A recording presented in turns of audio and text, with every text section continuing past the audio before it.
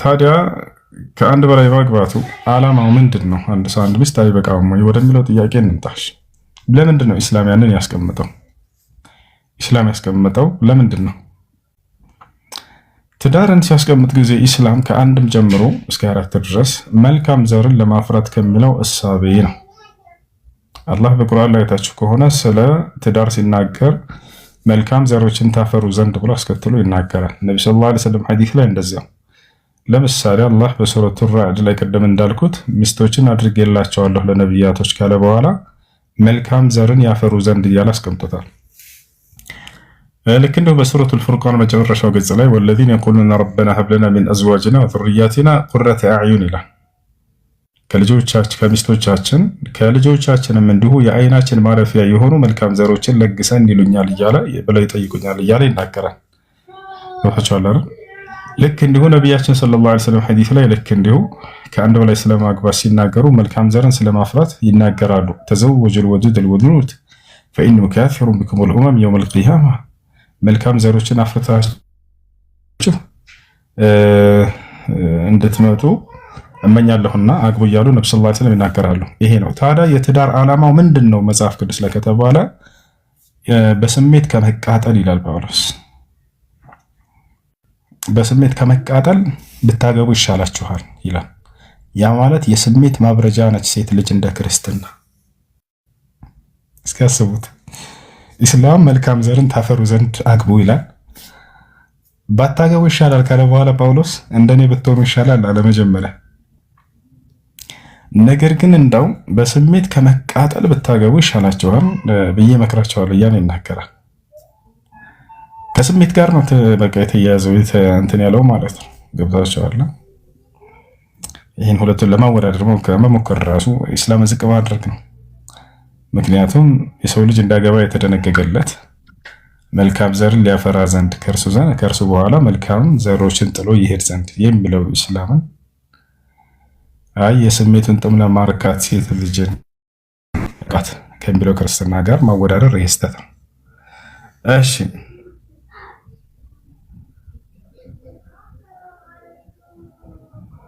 ጥያቄ ያለ ካለ መቀጠል ይችላል። ሰላም አለይኩም። ወአለይኩም ሰላም ወራህመቱላሂ ወበረካቱ። እኔ ጥያቄ ነበረኝ። ጥያቄ ደግሞ በመጀመሪያ ዙሪያ ተራዊ 23 መስገድ ይቻላል? ይቻላል። እሺ እሱ ቢድዓ አይደለም አይደል? ምን አልከኝ? 23 መስገድ ቢድዓ አይደለም አይደለም። እሺ በመቀጠል ደግሞ እዚህ ተራዊ እኔ መቼም እንዲህ ተሰግዶ አላየሁም። ተራዊ ከጨረሱ በኋላ ውትር ሲሰገድ እንደ መግሪብ ነው የሚሰግዱት እዚህ ማለት ነው። ያለውበት ቦታ ሁለት መስጂድ ብቻ ነው ያለው፣ ሁለቱም አንድ ነው የሚሰግዱት። እንደ መግሪብ ሲል ሁለቱ በቃ ከሰገዱ በኋላ ቀጥሎ ተነስቶ እንደገና አሁንም ይጨምራታል። አይችልም እኮ ካስተላመቱ በኋላ ነው እንደገና አንዷን የሚጨምራት። ካስተላመቱ እንደ መግሪብ ይነሳና አንዷን ይጨምራታል። አይቻልም እንደሱ መስገድ። ደግሞ ፍጥነት በጣም አለ። ፍጥነት ቢያንስ 20 ደቂቃ አይጨርስበትም ለመጨረስ ማለት ነው። በጣም ያፈጥናል። እሺ ሩክኑን ጠብቆ መስገድ አለበት በትክክል። ሱብሃን ረቢል ዐዚም እንድትሉ ከተወላችሁ ቆይታ ከሰጣችሁ ሱብሃን ረቢል አዕላ እንድትሉ በስጁድ ላይ በሩኩዕ ላይ በሌሎች የሶላት ተግባራቶች ላይ ይሄን ከሰጣችሁ በቂ ነው። ተራክ ስለሆነ ያን ያክል የግድ መጎተትና መቆየት አይጠበቅበትም። ሰዎችን ቶሎ ሸኝቶ እንትን ማለት አለበት። ግን የሶላቶችን ማዕዘናቶች መጠበቅ አለበት። ቢያንስ አንድ ጊዜ እንኳን ቢሆን ሱብሃን ረቢል ዐዚም እንድትሉ ሩኩዕ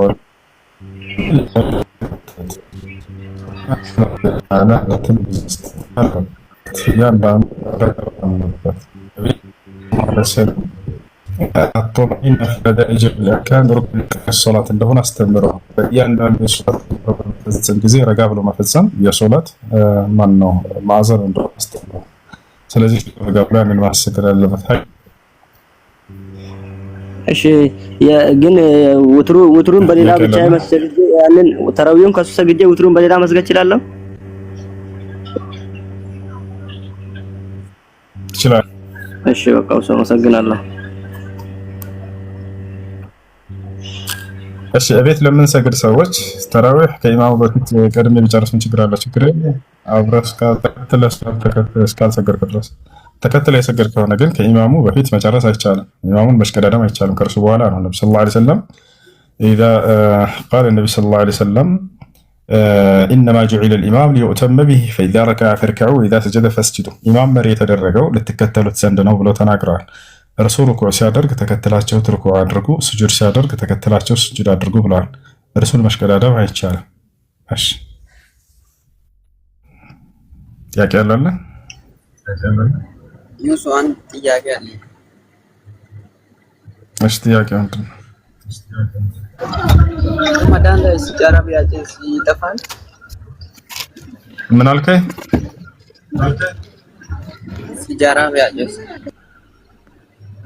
ሲጃራ ቢያጨስ ጾም ይጠፋል ወይ?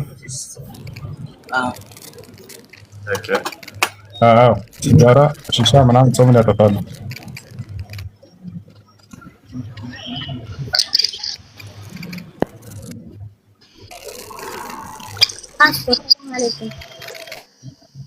አለይኩም ሰላም።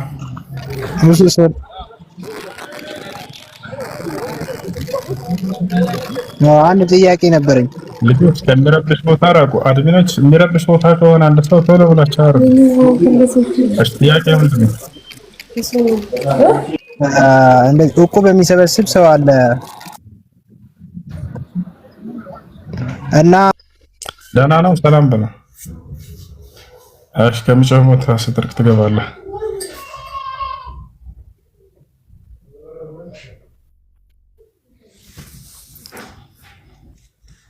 እሺ ምን ነበር? ሄሎ እሺ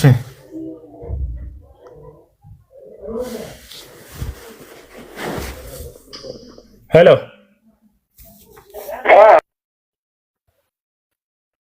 አለ አልሐምዱሊላህ ደህና ነኝ አልሐምዱሊላህ። እንዴት ነህ?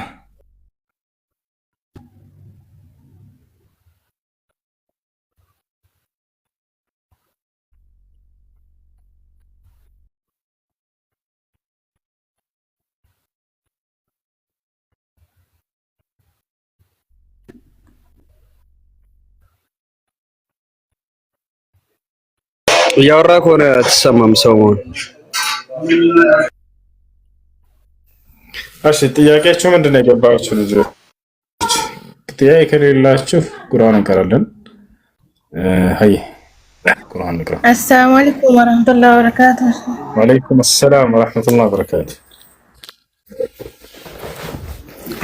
እኔ ጥያቄ እንትን አፉ በመባል ማለት ነው። በዛ ነው ጥያቄ በፊት ያገባሁበት ባል ነበረኝ ማለት ነው። እኔ ተፋተናልና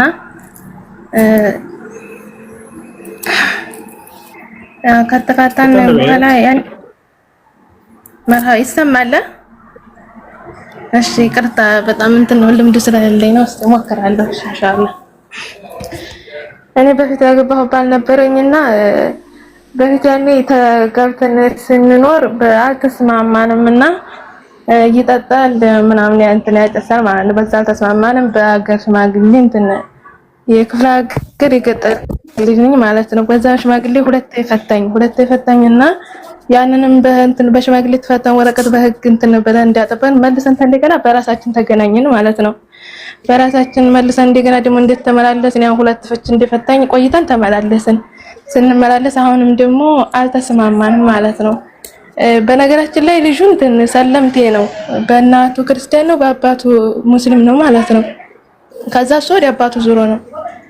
ከዛ ስንኖር አሁንም አልተስማማንም። ወደዛም ስንል በጣም ልጁ አስቸጋሪ ነውና በጣም ይጠጣል እንትን ያጨሳል ማለት ነው። ከዛ እንደዚህ ሲል ወደዛም ወደዚህም ስለኔ ተበስቦች ነው የሚረብሸኝና ፈታ አሁን እንትን ልጅ ወለድኩኝ ማለት ነው። ሴት ልጅ አንድ ልጅ ወለድኩኝ። ከዛችን ልጅም ለዛ ነፍሰ ጡር ሆኛ ጀምር ያው ቤተሰብ ጋር ሆኜ ነው ወልጄ ያሳደግኳት ማለት ነው። ከዛ አሁንም እንደዛ እያስቸገረች በህግ ሄድኩኝ ማለት ነው። በህግ ሂጅ አልቀርብልኝ አለ። አልቀርብልኝ ሲል ስንከራ ተዛ ምንም እንትን መፍትሄ ላገኝ አልቻልኩም። ዝም ብሎ ህግ በቀኛ ፈታንሻል እንደፈለግሽ ሆነሽ ኑሪ ያለና አሰናበተ ህግ ማለት ነው። ከዛች ልጅ አሁንም መኖር አልቻልኩም። በ3 አመቷ ጥያ ስደት መጣሁኝ ማለት ነው። በሱ የተነሳው አላስቀመጠኝ ስላለ ከዛ እዚህ እንደመጣሁኝ 2016 ነው የመጣሁት። ሰርቶ ክፍያ ነበር የገባሁት። ሰርቶ ክፍያን 1 አመት በ2 አመቱ ወንድሜን አገተና እንትና ላይ ማለት ነው ሚስት እንትን እህት ያኒ ካለኝ እፈታለሁኝ ብር ታንጣለ። ከዛ አገተ ወንድሜን ማለት ነው። ከዛ 300 ሺህ ብር ተጠየቅኩኝና ያንን ተሰጠው ሊፈታኝ ማለት ነው። ሽማግሌ ፈረደብኝ። ያን ወንድሜ የምታገተውን እንትን አሉና ተደራድረው ማለት ነው። ከዛ የፈረዱብኝን እኔም ብር የለኝ ነበር። ከዛ ማዝለም አንጥቼ ከፍዬ ተፋታሁኝ ማለት ነው። ያን ብር ሰጠሁትና ፈታኝና መጣና በእሞሉ አድሮ አሁንም እንደዛ አሁንም መልሰሽ ፍታይ ካላልሽና መልሰሽ አሁንም ብር ሰጥተሽ ካልፈታሁሽ አሁንም አለቅም እገላለሁ ምናምን እያለ አስፈራራኝ ማለት ነው። ከዛ ያንን ለጓደኛ ምናምን ልካድሎ ልኬ ቦለኩትና አሁንም ጠፍ እንትን አልኩኝ ተውኩት። አሁን ዛውን በቃ እንትን ይለኛል ማለት ነው። በሚዲያም እንደዚህ ቲክቶክ እንትን ይልና እንደዚህ እኮ ነው እሷ ልጅዋን እንደዚህ በብር ቀይራ ምናምን በቃ የለም ስሜን ለማቆሸሽ ማለት ነው። እዛም ቤተሰብ ይረብሻል። አሁን ሮመዳን ሲመጣ መሸታ ሮመዳን ያዝልለት መጣና ባልወለኩበት የለኝ በሌላ ቁጥር መጥቶ ዋትስአፕ እኔ ነኝ አለና እኔ ነኝ አውፍታሽን ፈልጌ ነው ሌላ ምንም ልጠይቅሽ አይደለም እባክሽን አውፍታሽን ፈልጌ ሮመዳን መጾም በሳ ፈልጋለሁና አውፍ በይልኝ ብሎ መጣ ማለት ነው። ከዛ እንደዚህ ብሎ ሲመጣ ሌላ ምንም ልልሽ አይደለም አውፍታ ፈልጋለሁ ሲል እሺ አልኩና እንዴ አንተ ስራ ሳይሆን ለአላህ ብዬ በቃ ይቅር ብያለሁ ብዬ ተውኩት ማለት ነው። እሱም ዝም አለ። ይሄ እንዴት ይታያል? ከዛ እኔ ደግሞ ለደምኩኝ። ለምን ያን ሁላ እንደዛ ሲያስለቅሰኝ ኑሮ ለምን አልኩኝ ማለትም ለደምኩኝ ማለት ነው። ግን ይሄ እንዴት ይታያል ማለት አለብኝስ ተወሰውስኩኝ ነው። እሺ አይነ ጥያቄሽ ምን ታደርግሽ?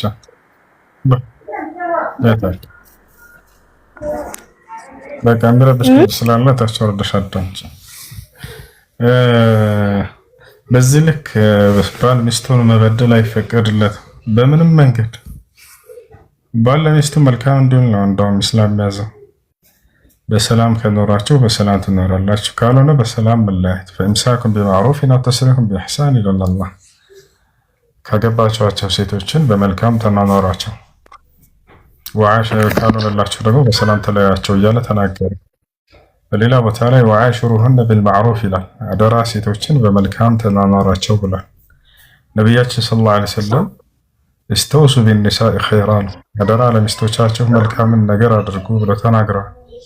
በሰላም ከቻልክ ትናኖራታለህ፣ ካልሆነ ካልተግባባችሁ በሰላም መለያየት። እንደ ፈታሽ 300 ሺህ ብር አምጪ፣ ይሄ ሁሉ ግፍ ነው፣ በደል ነው። ሚያት አድርግ እንጂ እየተናገርኩ ነው። ስለዚህ ይሄ ሁሉ ግፍ ነው፣ በደል ነው፣ አይቻልም፣ አይፈቀድም። ይሄን ሁሉ አድርጓት እንደገና አውፍ በለኝ የሚለውን ጥያቄ አለመቀበል ትችላለች ወይ? አዎ፣ የተበደለ ሰው ነገ ወልቂያማ ከአላህ ፍርዴን እፈልጋለሁ ማለት ይችላል። ሐቅ አለው። አውፍ ማለትም ይችላል። በላጩ የትኛው ነው ከተባለ ግን ይቅር ባይነት ነው አውፍ ማለት ነው። አላህ በቁርአን ላይ ፈዕፉ ወስፈሑ ይላል። ሰዎችን ይቅር በሏቸው ለፏቸው ብሎ ተናግሯል። ነቢያችን ሰለላሁ ዐለይሂ ወሰለም ሐዲስ ላይ እዕፉ ዐመን ዘለመክ ብለው ተናግረዋል። የበደለህን ይቅር በለው ወለፈው ብሎ ተናግረዋል። ነቢያችን ሰለላሁ ዐለይሂ ወሰለም አራሒሙን የርሐሙሁም አራሕማን የርሐሙ መን ፊል አርድ የርሐሙኩም መን ፊስ ሰማእ ብለዋል። አዛኞችን አዛኝ የሆነ አምላክ ያዝንላቸዋል። ሰዎች በምድር ላሉት ዘኑ በሰማይ ያለው ያዝንላቸዋል ብለው ተናግረዋል። የግፊሩ ይግፈር ለኩም አሉ፣ ይቅር በሉ ይቅር ትባላላችሁ አሉ ነቢ ሰለላሁ ዐለይሂ ወሰለም። ነቢያችን ሰለላሁ ዐለይሂ ወሰለም እንደርሳቸው የተበደለ የለም እዚህ ዓለም ላይ፣ በህዝቦቻቸው እንደርሳቸው የተገፋ የለም። ግን እርሳቸው አሳደዋቸው መዲና ሂደው ብዙ ጦርነት አድርገውባቸው ብዙ ነገር በድለዋቸው የሚወዱትን ሐምዛን ገድለውባቸው ከሃዲያኖች ተመልሰው በመካ ከሃዲያኖች ላይ ድል አድርገው ሲመጡ ጊዜ ማظنكم من فاعل بكم አሏቸው።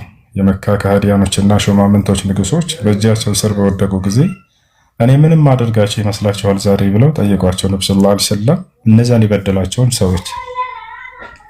ከዛ እርሳቸው ባህሪያቸውን ያውቃሉና ከሪም ኢብኑል ከሪም መልካም የመልካም ልጅ ነህ ከአንተ መልካምን እንጂ አንሻም ብለው ተናገሯቸው።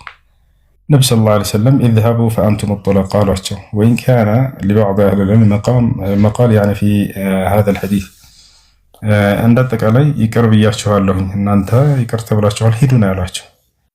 ስለዚህ ይቅር ብትሉ በላጭ ነው ለማለት ነው እህት። እና ይቅር ብለሽዋል፣ ከውስጥሽ ይቅር በይው። ያለፈውን ይሄ ሰው ተሰስቶ ወደ አላህ ተመልሶ ማንነቱን አስተካክሎ ከሆነ ይቅር በይው። እሺ ጥያቄ አለ? ቀጥል። አሰላሙ አለይኩም። ወአለይኩም ሰላም። አህለ የሚባል ወንድማችን ምን ይላል ኮሜንት ላይ? ሁሱስ አበኝ ወይንም መልስልኝ፣ አጭር ጥያቄ ነው። ምግብ እየሰራ ሳላውቅ ቀመሸው ዋልኩት፣ ይህ እንዴት ይታያል ይላል። አንዴ ሜት አድርጉ እስኪጨርስ፣ አንድ ሜት አድርጉ። ረብሽ ቦታ ከሆናችሁ ሜት አድርጉ። እሺ በመሰረቱ ምግብ እየሰራችሁ ምግብ መቅመስ ችግር የለውም ወደ ውስጥ እስካልዋጣችሁ ድረስ። ሴቶችም እንዲሁ ምግብ እየሰራችሁ የምግቡን ጣዕም ለማወቅ ጨው መብዛት ማነሱን ለማወቅ እንድትቀምሱ ጾሙ አይበላሽም። ግን እንዳትወጡት፣ እዚሁ ምላሳችሁ ላይ አትቀምሳችሁት ከዛ ወደ ውጭ እንትን ብሉት፣ ትፉት። ይፈቻል። ይሄ ነው። ነገር ግን ሳያስበው ወደ ውስጥ የዋጠው ሰውስ እንደ ወንድማችን ሳታስቡት ከሆነ ጾሙ አይበላሽም። አውቀህ ሆን ብለህ ወደ ውስጥ ከዋጥከው የዛኔ ጾሙ ይበላሽም። እሺ السلام عليكم سو. وعليكم السلام ورحمة الله. سلام ነው? አለ አልሐምዱሊላህ። አለን። አንድ ጥያቄ ልጠይቅ ነበር። እሱ እንትን ምሳሌ አሁን ውዱ ከመደረጉ በፊት የሆነ ቅባት ነገር ነክቶ ውዱ ማድረግ ክልክል ነው? ምን ነክቶ? ቅባት ምሳሌ ቅባት ነገር ነክቶ ከዛ በኋላ ውዱ ብታረግ ቅባት ነገር ነክቶ ነው ነገር በቃ ቅባት ነገር ተቀብተህ ከዛ ወደ ማድረግ ይፈቀዳል። እሺ ቅባቱ ሁለት አይነት ነው። አንደኛ ውሃ ሰርጎ እንዳይገባ የሚያግድ የቅባት አይነት ከሆነ አይታለም መጀመሪያችን በሳሙና ማስለቀቅ አለበት። ውሃ ሰርጎ ከመግባት የማያግድ ከሆነ ግን ችግር የለውም የዛኔ። ስለዚህ ቫዝሊን ልጨርስ አንዴ እህቶች፣ ቫዝሊን ከሆነ መጀመሪያ በሳሙና ማስለቀቅ አለባችሁ። ቫዝሊን ወደ ሰውነታችሁ ውሃ እንዳይገባ ስለሚያግድ አይታችሁት ከሆነ እጃችሁ ላይ ተቀብታችሁ ከዛ ውሃ ብታፈሱበት ውሃው ወደ ውስጥ አይገባም፣ እንትን ብሎ ተንሸራቶ ይወድቃል። ስለዚህ ውሃ እንዳይገባ አድርጎታልና ይሄ ቫዝሊን፣ ይሄ ቅባት መጀመሪያ እሱን በሳሙና ማጽዳት ማስወገድ አለባችሁ። ነገር ግን ያ ቅባት ወይንም ሎሽን ሊሆን ይችላል፣ ማናቸውም ነገራቶች ውሃ ወደ ሰውነት ከመግባት የማያግድ ከሆነ እሱ ችግር የለውም። በዚያው ሁኔታ ሳላችሁ ወደ ብታደርጉ። አይ አሰላሙ አለይኩም ወራህመቱላሂ ወበረካቱ። ወአለይኩም ሰላም ወራህመቱላሂ ወበረካቱ። አንዴ እኔ አጭር ጥያቄ ነው አስቀድሞ። እሺ ቀጥል። እሺ አውሱ የዛሬ 3 ዓመት አካባቢ የሆነ ቦታ ሽጬ ነበርና ያ ቦታ ስንስማማ በአገራችን ባህል ቀብድ የሚባል ነገር አለ። ያ ቀብድ ደግሞ 50 ሺህ ብር ሰጥቶኝ ቀሪው ከ3 ቀን በኋላ አስገባልሃለሁ አለኝ። ከዛ በኋላ ያመጣልኝ ያገናኘኝ ደላላ 15 ሺህ ብር ወሰደ። 35 ሺህ ብር እኔ ጋር ቀረ ማለት ነው። ከዛ በኋላ ከ3 ቀን በኋላ ስጠይቀው ታገሰኝ ምናምን አለኝ። ታገስኩ። አሁን ስጠይቀው የለም እያለ ወደ 3 ወር ተጠጋ ማለት ነው። ከ3 ወር በኋላ ሽማግሌ ይዞ መጥቶ አልቻልኩም በቃ እና ቤቱ ከፈለክም ሽጠው ከፈለክም የራስህ አድርገው ብሬ ግን መልስልኝ ሲለኝ እኔ የተስማማነው ቀብድ እንዳይመለስ ነው። ወረቀቱ ላይ ውል ያበላሸ አካል ያ ብር እንደሚበላ ነው ወረቀቱ የሚገልጸው እና እኔ 15 ሺህ ብር ደላላ ወስዷል። 35 ሺህ ብር እኔ ጋር ገብቷል። 3 ወር አስቆይተብኝ ቤቱም ሳይሸጥ ቀረ። ብሩን ጠፍቶብኛል። እሺ ምንድነው ማረጋው ምናምን አልኩት። ከዛ እንደምንም ብለ በቃ ብሬ መልስልኝ አለ። ከዛ በቃ እሺ 25 ሺህ ብር እሰጥሃለሁ፣ 10 ሺህ ብር በኔ ጠፍቷል፣ 15 ሺህ ብር በደላላው ጠፍቷል፣ 25 ሺህ ብር እሰጥሃለሁ ብዬ ቃል ገባሁለት። ቃል ገብቼለት ያ ብር ሳይሳካልኝ እስካሁን ቀረ። ያው 3 ዓመት ይሆናል። ይሄ ወንጀል ይሆንብኛል ወይ? ግን በአገራችን ባህል ቀብድ እንትን ያለው አካል ያፈረሰው አካል ቀብድ እንደሚበላ ነው የሚነገረው።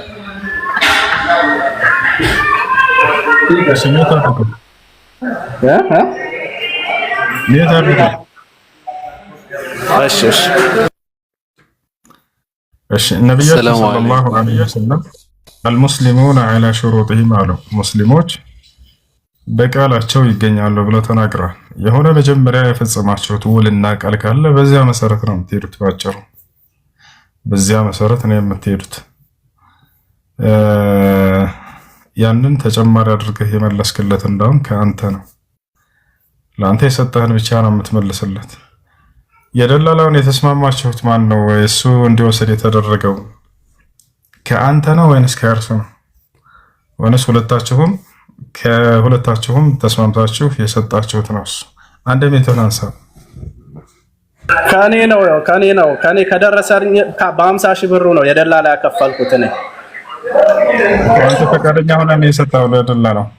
ለደላላው ፈቃደኛ ሆኜ ነው የሰጠሁት። ያ ብር ወደ አባቱ አሁን ስመልስ ያ ብርን ጨምሬ ነው ወይ መመልሰው? የደላላውን አንተ ትቀበላለህ።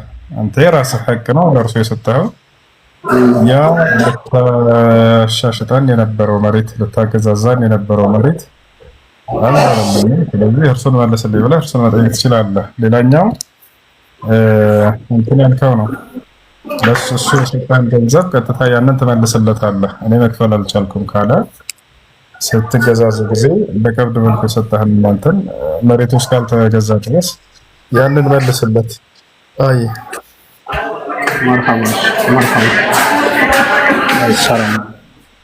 ሰላም አለይኩም ወራህመቱላሂ ወበረካቱ። እሺ እዚህ ያሉት ይጨርሱና ቁርአን ቀረ። መርሐባ። ሁለት ጥያቄ አለኝ። የመጀመሪያው በረመዳን ምግብ ቤቶችን ከፍቶ መዋል ወይም መክፈት ያው ለመሸጥ ነው የሚከፍተውና እንዴት ይታያል? ይቻላል ወይ አይቻልም? በረመዳን ቀን ላይ በረመዳን ሌሊት ላይ ከሆነ ችግር የለውም። ምግብ ቤቶችን ሐላል ምግብ ቤቶችን ከፍቶ መስራት ይቻላል። ቀን ላይ ወደሚለው ስንመጣ ጊዜ ቀን ላይ እንድታበሏቸው የተፈቀደላቸው አካሎች አሉ። ለነሱ ብቻ የምትሸጡ ከሆነ ለይታችሁ ይቻላል። ለምሳሌ ህፃናት ልጆች ለጾም ያልደረሱ ለአቅመ አዳም ለአቅመ ሔዋን ያልደረሱ ወንድም ሆነ ሴት ለነሱ መሸጥ ከሆነ ችግር የለም። ሁለተኛ የጾም ጊዜ ላለፈባቸው እድሜያቸው ከመሄዱ የተነሳ ለሽማግሌዎችና ለአሮጊቶች ከሆነ ለነሱ ልታበሉ ከሆነ ችግር የለም። ሶስተኛ ለሙሳፊሮች ሙሳፊር የሆነ ሰው ከሀገሩ ወደ ሌላ ሀገር የተጓዘ ከሌላ ሀገር መጥቶ እናንተ ሀገር ያረፈ ከ80 ኪሎ ሜትር በላይ ርቀት ያደረገ ሰው ሙሳፊር ይባላል። ለሱ ተፈቅዶለታል። አራተኛ እዚያው ሀገርም ሆነ ወይንም ከሌላ ሀገር መጥቶ ሀገርህ ላይ ለተቀመጠ ለታመመ ሰው ከሆነ በህመሙ ምክንያት መጾም ለማይችል ሰው ለነዚህ ተፈቅዷል። አምስተኛ ሀይድ ላይ ላለች ሴት እሷም እንዲሁ ጾም በእርሷ ላይ ግዴታ ስላልሆነ ለእርሷ ልትሸጥ ከሆነ ችግር የለም። ከዚህ ውጭ ግን መጾም ለሚችል ወጣት ልጅ አማኝም ሆነ ከሃዲ ለነርሱ ለመሸጥ አይቻልም፣ አይፈቀድም። የዛኔ በቀን ክፍለ ጊዜ ላይ ለነዚህ ሰዎች ምግብን ማብላት ወንጀል ነው። ለነዚህ ሰርተው ምግብን መስጠት በወንጀል ላይ ከመተባበር ነው። አይ ጀዛከላ ኸይር። ካፊርም ቢሆን ማለት ነው አይደለም? ካፊርም ቢሆን ስለምናጾም ብለህ ዳዕዋ ታደርግለታለህ እንጂ አይስ ሙስሊም ስላልሆነ ባበላው ምን ችግር አለው አይባልም። ነገር ግን ያ ካፊር ሰው እንዳልኩት ሽማግሌ ከሆነ ህፃናቶች ከሆኑ በእነሱ ላይ ግዴታ አይደለም። እነዚህ ሰዎች እንትን ብሏቸው። አይ የመጨረሻው ጥያቄ ደግሞ ያው ሁልጊዜ ነው አፉ መባባል ያለብን። ነገር ግን በዳይና ተበዳይ አለ። ከዛ የተበደለው ሰው እንደበደለው እርግጠኛ ነው ማለት ብዙ ስሙን አጥፍቶታል፣ የሱ የሆነን ነገር አጉድፎበታልና አፉታ አልጠየቀውም። ረመዳን ገባ። ሁለት የተቂያቂያሙ ሰዎች አላህ ኸይር ስራቸውን አይቀበላቸውም አፉ እስኪባባሉ ድረስ የሚል አለና ብታብራራልኝ። የተበደለው ሰው እንዴት? እሺ የተበደለን ሰው አይደለም። በመሰረቱ አላህ ስራቸውን አይቀበላቸውም ሳይሆን ሌላ ነው የተባለው። ነቢያችን ሰለላሁ ዐለይሂ ወሰለም ሐዲስ ላይ ምን አሉ? تفتح أبواب الجنة الثمانية يوم الاثنين ويوم الخميس فيغفر الله لكل مؤمن ومؤمنة إلا لرجلين اختلفا فيقال تجاوزوا عن هؤلاء حتى يصطلحا ዘወትር ሰኞና ሐሙስ ስምንቱም የጀነት በሮች ይከፈታሉ አሉና ነብዩ ሰለላሁ ዐለይሂ ወሰለም። በእነዚህ ቀናቶችም ለእያንዳንዱ ሙስሊም ኃጢአታቸው ይማርላቸዋል ለሁለት ሰዎች ሲቀር። እነሱም ማን ናቸው? ለተጣሉ ሰዎች። እነዚህ እስኪታረቁ ድረስ ወንጀላቸው እንዳይማር ይላል አላህ ሱብሓነሁ ወተዓላ ይላሉ እንጂ ስራቸው ተቀባይነት የለውም ማለት አይደለም። ነገር ግን የእነዚህ ሰዎች ለሌላው አማኝ የሚሰጠው ትልቅ ትሩፋት ያጣታቸው ምህረት የሚደረግላቸው ሰጋየረ ዘኑብ ለማለት ነው። ከባይረ ዘኑብ ፈላ ቡደ ለሃ ሚን ተውባ ያ ለማለት ነው። እና የተበደለን ሰው ከሆነ ጥያቄ ለእርሱን አይመለከትም፣ እርሱ ኃጢአቱ ይማራል። ግን ያለምንም ምክንያት እርስ በርሳቸው የተዘጋጉ ወንድምና እህቶች አሉ አይደለ? እነዚያን አስመልክቶ ነው። የተበደለ ሰው ከሆነ ግን እሱን አይመለከትም። አይ የተበደለው ሰውም አሰላሙ አለይኩም አይለውም፣ ሙስሊም ወንድሙ ነው። ያንኛውም አይለውም ካለው መመለስ ነው ወይስ እሱ ማለት ግዴታ ይሆንበታል? መታረቅ አለባቸው። በዛው ተኮራርፈው ይቅሩ አይደለም። በምድራዊ ህይወት ከሆነ ከ3 ቀን በላይ መኮራረፍ አይቻልም። በዲናዊ ከሆነ ግን ከዚያ ሰውየው ቢድዓ ሰሪ ከሆነ ከዚያ ከቢድዓው እስኪመለስ በክህደት እንዲሁም ደግሞ በሌላ ነገራቶች ላይ ሰዎችን በዲናቸው እየተፈታተነ ያለ ሰው ከሆነ እሱን ችግር የለውም እስኪመለስ ድረስ ከሰተቱ። ነገር ግን በምድራዊ ህይወታቸው ከሆነ ከ3 ቀን በላይ መክሮፍ አይቻልም። ነብዩ ሰለላሁ ዐለይሂ ወሰለም ሲናገሩ ላ የህጁር አሐዱኩም አኻሁ ፈውቀ 3 ብለዋል። አንዳችሁ ሙስሊም ወንድሙን ከ3 ቀን በላይ እንዳያኮርፍ ብለው ተናግረዋል። በባልና በሚስት መካከል ሊሆን ይችላል፣ ወንድም ለወንድም፣ ወንድም ለጓደኛው ሊሆን ይችላል። በማይረባ ምድራዊ ነገር ተጣልተው ከ3 ቀን በላይ እንዳይኮራረፉ። ያ ነው። እሺ ጀዛከላሁ ኸይር ወያኩ። ሰላም አለይኩም ወራህመቱላሂ ወበረካቱ። ወአለይኩም ሰላም ወራህመቱላሂ ወበረካቱ። ሁሱ ይሰማል? ይሰማል። ሁለት ጥያቄ ነው ያለኝ። አጠር አድርጌ ልጠይቅ እና ብዙ ጊዜ ብዙ ሰዓት አሁን ኢትዮጵያዊ ሰው ክሬዲት ይጠቀማል ስልክ ላይ ሪባ የሚባል ነገር እዛ ላይ የሆነ ነገር ሊኖር ይችላል። አይ ዶንት ኖ ብቻ ከዛ እሱ ነው አንደኛ ጥያቄ። ክሬዲት ኢትዮ ቴሌኮም ይሰጣል፣ ከዛ ልክ ቆርጦ ምናምን ነው የሚመልሰው። ያ ነገር ሪባ ይሆናል ወይስ አይሆንም የሚለው ነው። ሁለተኛው በረመዳን ከሆነ ችግር የለም፣ ግልጽ ከሆነ ችግር የለም። እሺ ሁለተኛ በረመዳን ሱብህ ላይ ለምግብ ከስንት ሰዓት እስከ ስንት ሰዓት ነው እንዲበላ የተፈቀደው? አሁን ለምሳሌ እስከ አዛን ነው የተባለው፣ ግን ፈረስት መብላት ያለብን ከስንት ሰዓት እስከ ስንት? ከዒሻ ጀምረህ ከዚያ በኋላ ጀምራችሁ ብላት ትችላለህ፣ ችግር የለም። የዒሻ ላይ በላና ሰውየው እሱን እንደ ስሁር ቢቆጥር ችግር የለም። ስሁር የሚባለው ግን እንደ አስሉ እንደ መሰረቱ ከሱብሒ በፊት ያለው ወቅት ነው። ካኑ ቀሊለን ሚነል ለይሊ ማ የህጀዑን ወቢልአስሓሪ ሁም የስተግፊሩን። ሰሕር ብሎ ማለት እንደ ቋንቋው ከሱብሒ በፊት ያለው ወቅት ነው። ነገር ግን ከዚያ በፊት ሰውየው ከዒሻ በኋላ በልቶ ያንን خلاص ያንን እንደ ስሁር ቆጥሮ ንያ ቢያደርግ ይበቃል፣ ችግር የለውም፣ ይችላል። አይ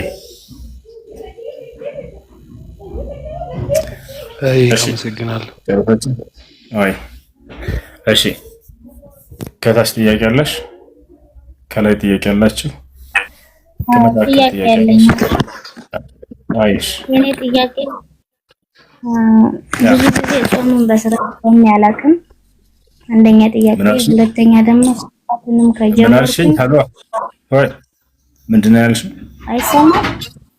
የመጀመሪያ ጥያቄ አልሰማሁትም። ምንድን ነው ያልሽው? የመጀመሪያ ጥያቄ ሰላትን በስነ ስርዓት ሰግጄ አላውቅም። ብጀምርም በመሀል አቋርጣለሁ ምናምን ነገር። ጾሙንም ሁሉንም ነገር እንደዚህ ወደ ራሴ በእምነቴ ተመልሼ ጠንከር ማድረግ አልችልም። ምን ላድርግ? በደንብ አጥብቄ ወዴት መጠጋት አለብኝ? ትልቆች እኮ ናችሁ። አሁን ለእናንተ ሶላትን ጠብቃችሁ ስገዱ ጾማችሁን ለማለት ይከብዳል። ህፃን ልጅ ቢሆንና ገና ወጣት አፍላ ዕድሜ ላይ ያለ ህፃን ልጅ ቢሆን የዛኔ እሺ፣ እናንተ ትልቆች ናቸው። ሶላታችሁን ጠብቃችሁ ስገዱ እንጂ ማንም ሰው መጥቶ እንዲመክራችሁ አትጠብቁ። ሶላት የማይሰግድ ሰው የጀሃነም ነው፣ ሙስሊም አይደለም። ነብዩ ሰለላሁ ዐለይሂ ወሰለም ሲናገሩ አልአህድ الذي بيننا وبينهم الصلاة فمن تركها فقد كفر ብለዋል። በእኛና በካህዲያኖች መካከል ያለው የሚለየን ትልቁ ነገር ሶላት ነው ብለዋል። ሶላትን የተወ ሰው ከፍሯል፣ ከእስልምና ወጥቷል ብለዋል። እና ስለዚህ ሶላታችሁን ጠብቃችሁ ስገዱ፣ ጾማችሁንም እንደዚያ። እሺ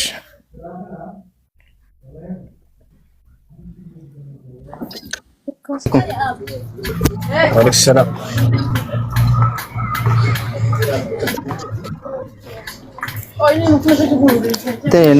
ጥያቄ ሁለት ነበረኝ። በረመዳን ቀን ላይ እንትን ሻወር መውሰድ አይቻልም ይባላል። እሱ እንዴት ይታያል?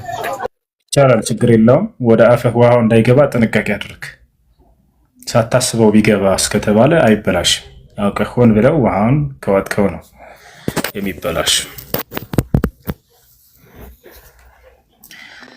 ቢስሚላህ ደግሞ እንትን ስንት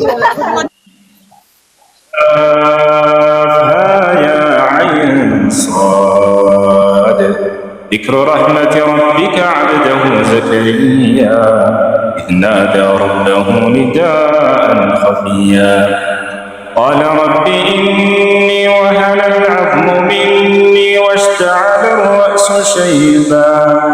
واشتعل الرأس شيبا ولم أكن بدعائك رب شقيا وإني خفت الموالي من ورائي وكانت امرأتي عاقرا فهب لي من لدنك وليا يرثني ويرث من آل يعقوب واجعله رب رضيا يا زكريا إنا نبشرك بغلام اسمه يحيى لم نجعل له من قبل سميا قال رب أنى يكون لي غلام وكانت امرأتي عاقرا وقد بلغت من الكبر عتيا قال كذلك قال ربك هو علي هين وقد خلقتك من قبل ولم تك شيئا قال رب اجعل لي آية قال آيتك ألا تكلم الناس 3 ليال سويا فخرج على قومه من المحراب فأوحى إليهم أن سبحوا بكرة وعشيا يا يحيى خذ الكتاب بقوة وآتيناه الحكم صبيا وحنانا من لدنا وزكاة وكان تقيا وبرا بوالديه ولم يكن جبارا عصيا وسلام عليه يوم ولد ويوم يموت ويوم يبعث حيا واذكر في الكتاب مريم إذ انتبذت من أهلها مكانا شرقيا فاتخذت من دونهم حجابا فأرسلنا إليها روحنا فتمثل لها بشرا سويا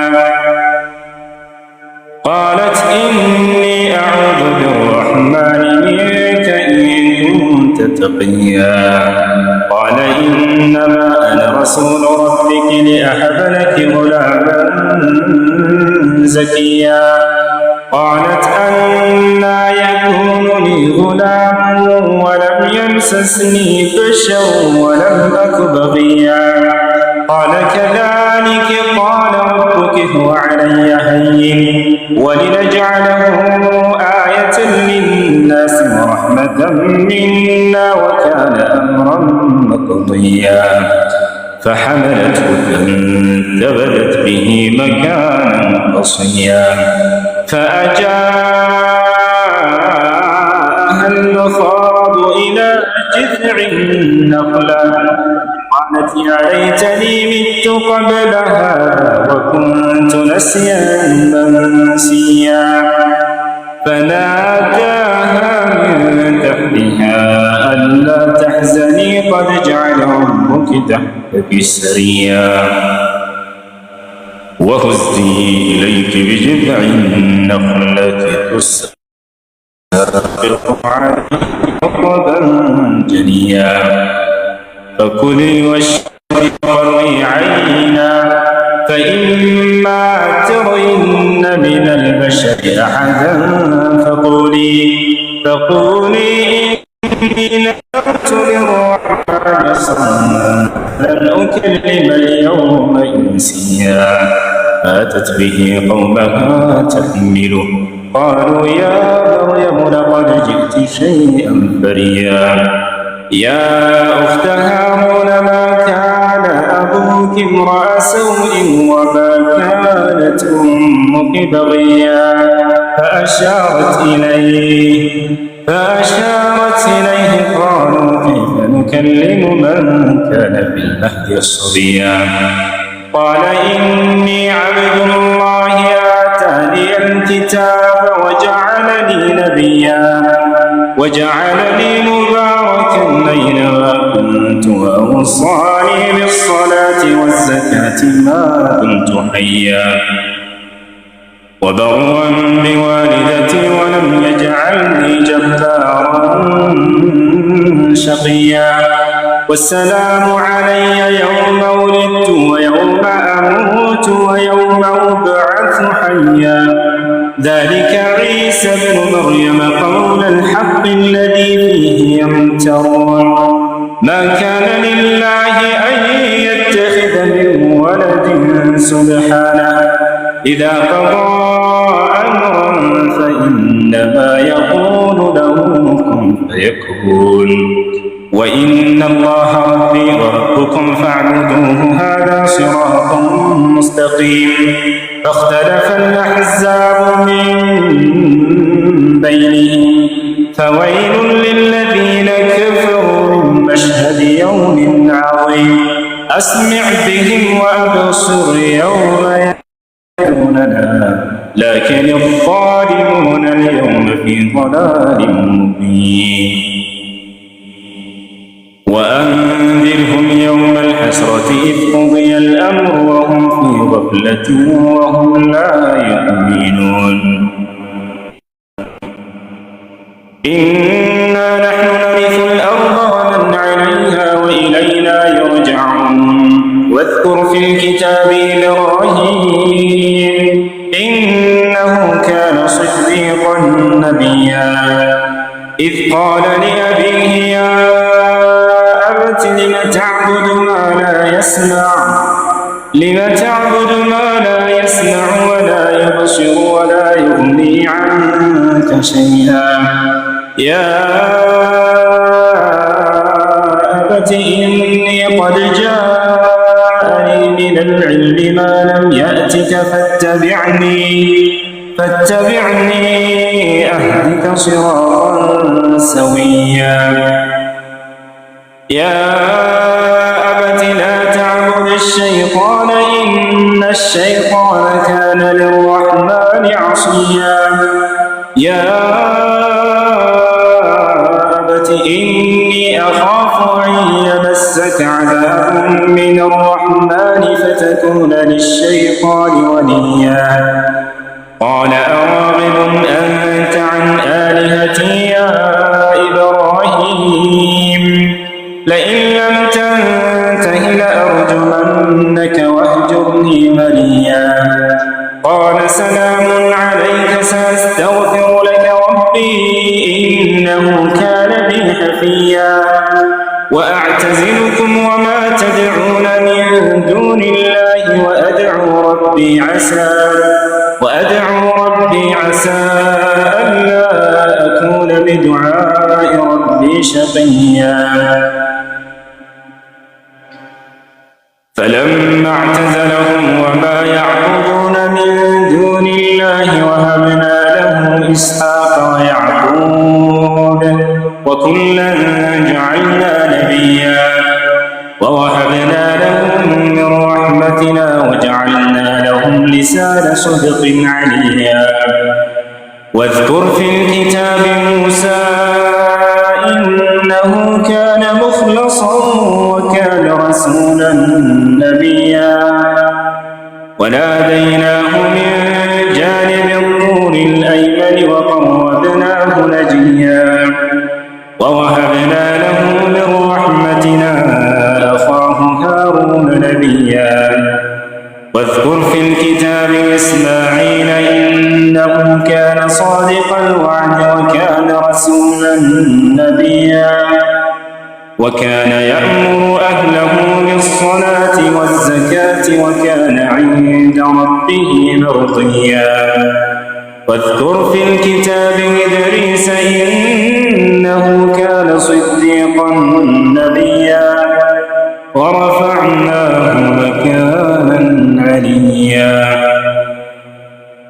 أولئك الذين أنعم الله عليهم من النبيين من ذرية آدم وممن حملنا مع نوح ومن ذرية إبراهيم وإسرائيل وممن هدينا واجتبينا إذا تتلى عليهم آيات الرحمن خروا سجدا وبكيا فخلف من بعدهم خلف أضاعوا الصلاة واتبعوا الشهوات فسوف يلقون غيا إلا من تاب وآمن وعمل صالحا فأولئك يدخلون الجنة ولا يظلمون شيئا جنات عدن التي وعد الرحمن عباده بالغيب إنه كان وعده مأتيا لا يسمعون فيها لغوا إلا سلاما ولهم رزقهم فيها بكرة وعشيا تلك الجنة التي نورث من عبادنا من كان تقيا وما نتنزل إلا بأمر ربك له ما بين أيدينا وما خلفنا وما بين ذلك وما كان ربك نسيا رب السماوات والأرض وما بينهما فاعبده واصطبر لعبادته هل تعلم له سميا ويقول الإنسان وإذا ما مت لسوف أخرج حيا أولا يذكر الإنسان أنا خلقناه من قبل ولم يك شيئا فوربك لنحشرنهم والشياطين ثم لنحضرنهم حول جهنم جثيا ثم لننزعن من كل شيعة أيهم أشد على الرحمن عتيا ثم لنحن أعلم بالذين هم أولى بها صليا وإن منكم إلا واردها كان على ربك حتما مقضيا ثم ننجي الذين اتقوا ونذر الظالمين فيها جثيا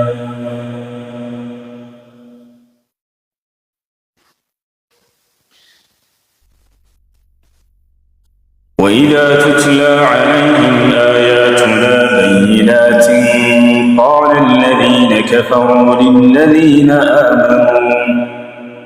قال الذين كفروا للذين آمنوا أي الفريقين خير مقاما وأحسن نديا وكم أهلكنا قبلهم من قرن هم أحسن أثاثا ورئيا قل من كان في الضلالة فليمدد له الرحمن مدا حتى إذا رأوا ما يوعدون إما العذاب وإما الساعة فسيعلمون من هو شر مكانا وأضعف جندا ويزيد الله الذين اهتدوا هدى والباقيات الصالحات خير عند ربك ثوابا وخير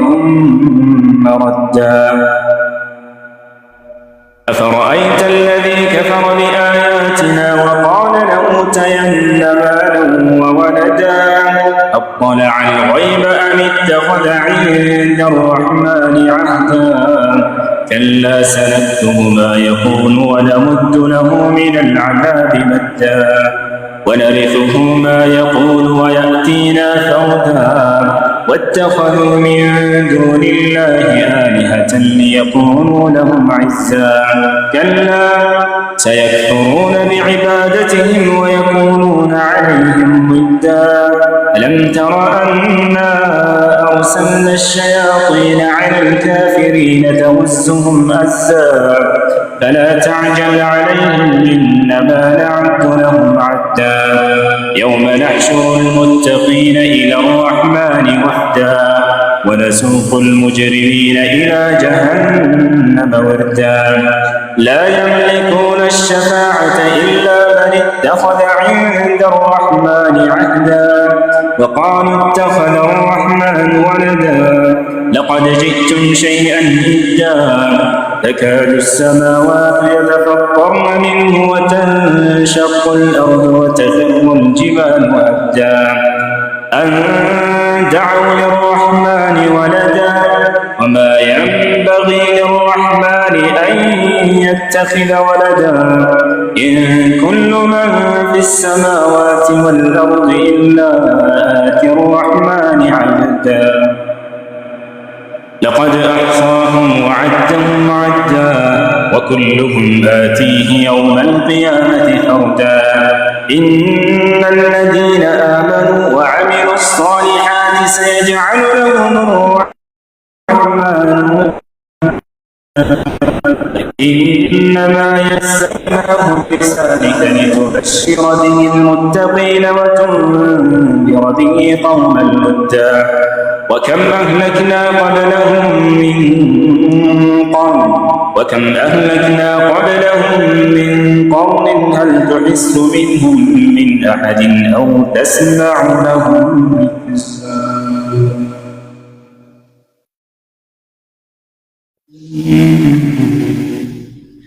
يا عبادي الذين آمنوا إن أرضي واسعة فإياي فاعبدون كل نفس ذائقة الموت كل نفس ذائقة الموت ثم إلينا ترجعون والذين آمنوا وعملوا الصالحات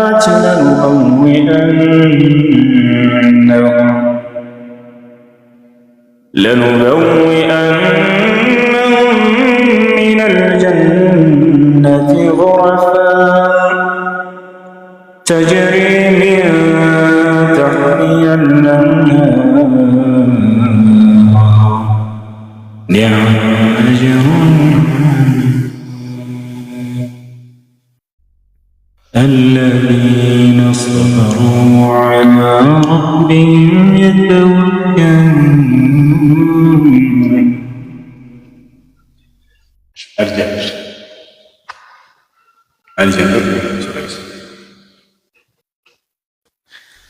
الحمد لله رب العالمين الرحمن الرحيم مالك يوم الدين إياك نعبد وإياك نستعين اهدنا الصراط المستقيم صراط الذين أنعمت عليهم غير المغضوب عليهم ولا الضالين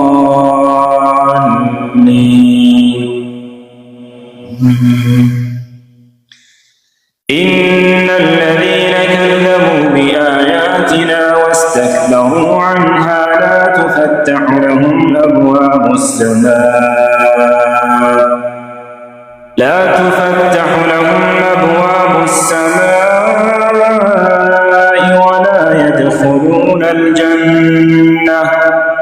ولا يدخلون الجنة حتى يلج الجمل في سم الخياط وكذلك نجزي المجرمين لهم من جهنم مهاد ومن فوقهم غواش وكذلك نجزي الظالمين والذين آمنوا وعملوا الصالحات لا نكلف نفسا إلا وسعها أولئك أصحاب الجنة هم فيها خالدون ونزعنا ما في صدورهم من غل تجري من تحتهم الأنهار وقالوا الحمد لله الذي هدانا لهذا وما كنا لنهتدي لولا أن هدانا الله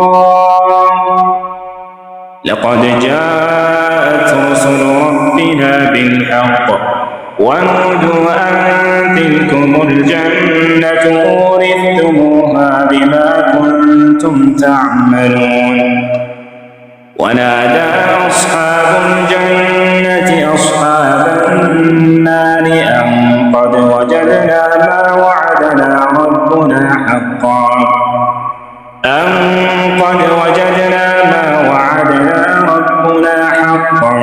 فهل وجدتم ما وعد ربكم حقا قالوا نعم فأذن مؤذن بينهم اللعنة الله على الظالمين الذين يصدون عن سبيل الله ويبغونها عوجا وهم بالآخرة كافرون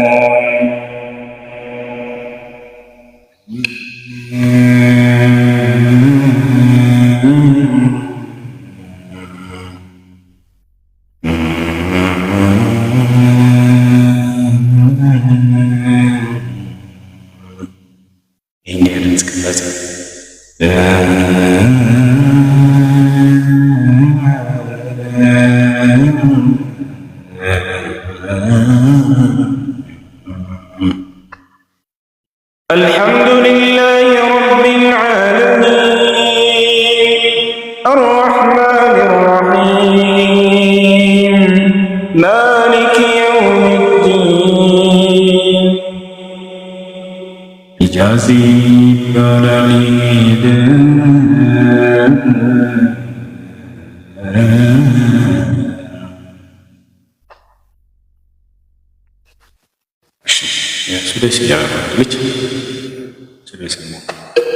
الحمد لله رب العالمين الرحمن الرحيم مالك يوم الدين إياك نعبد وإياك نستعين اهدنا الصراط المستقيم صراط الذين أنعمت عليهم غير المغضوب عليهم ولا الضالين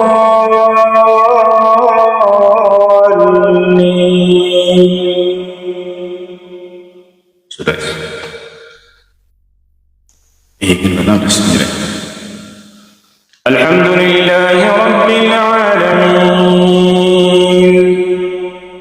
الرحمن الرحيم مالك يوم الدين إياك نعبد وإياك نستعين اهدنا الصراط المستقيم صراط الذين أنعمت عليهم غير المغضوب عليهم ولا الضالين يا وكيل عما يتساءلون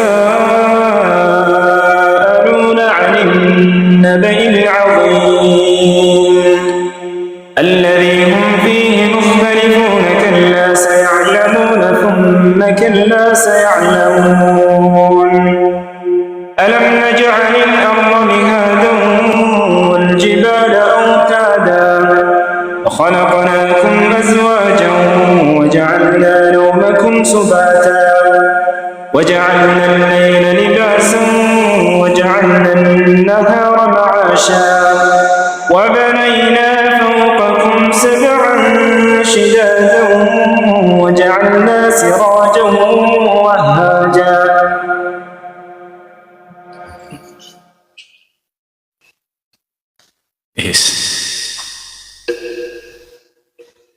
بسم الله الرحمن الرحيم.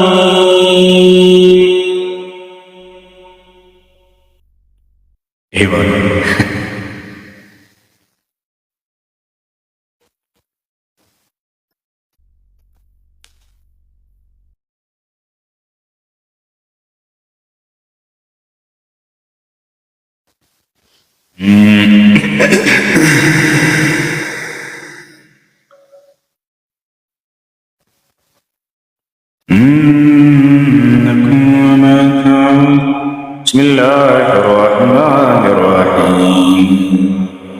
قال إني عبد الله آتاني الكتاب وجعلني نبيا وجعلني مباركا أينما كنت وأوصاني بالصلاة والزكاة ما دمت حيا وبرا بوالدتي ولم يجعلني جبارا شقيا والسلام علي يوم ولدت ويوم أموت ويوم أبعث حيا ذلك عيسى ابن مريم قول الحق الذي فيه يمترون ما كان لله أن يتخذ من ولد سبحانه إذا قضى أمرا فإنما يقول له كن فيكون وإن الله ربي وربكم فاعبدوه وعلى صراط مستقيم.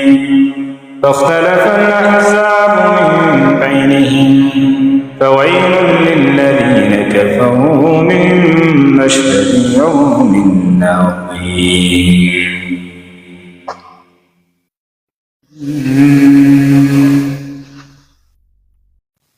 خلق السماوات بغير عمد ترونها وألقى في الأرض رواسي أن تميد بكم وبث فيها من كل دابة وأنزلنا من السماء ماء فأنبتنا فيها من كل زوج كريم.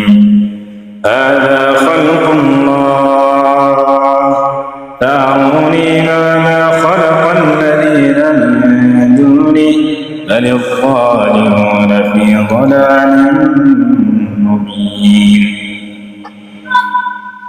شرف. أعوذ بالله من الشيطان الرجيم. إن الذين قالوا ربنا الله ثم استقاموا تتنزل عليهم الملائكة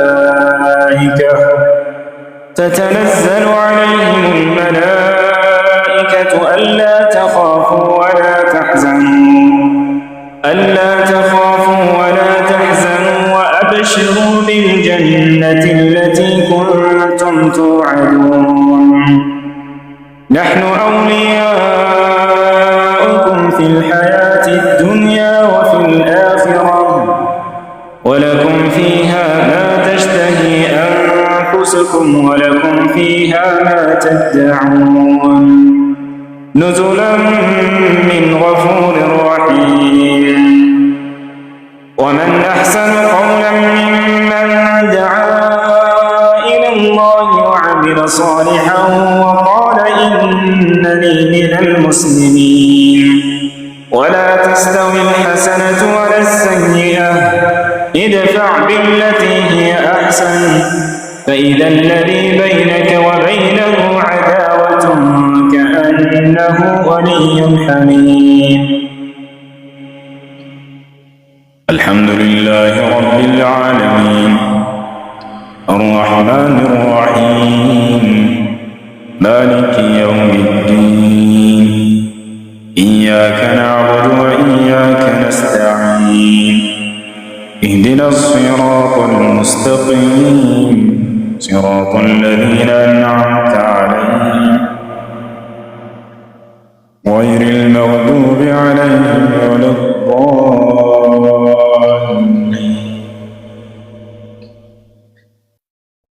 الذكرى كنا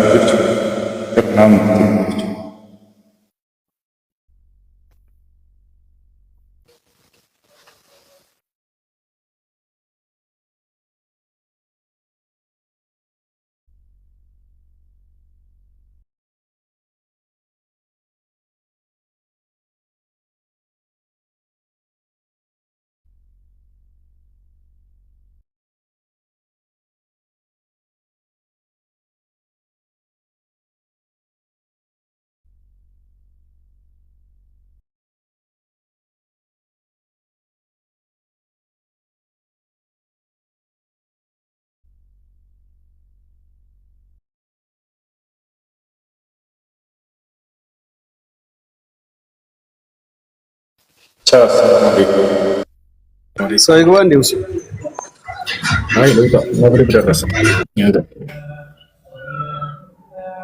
መልካም ጊዜ ይሁንላችሁ። ሰላም አለይኩም ወራህመቱላሂ ወበረካቱ።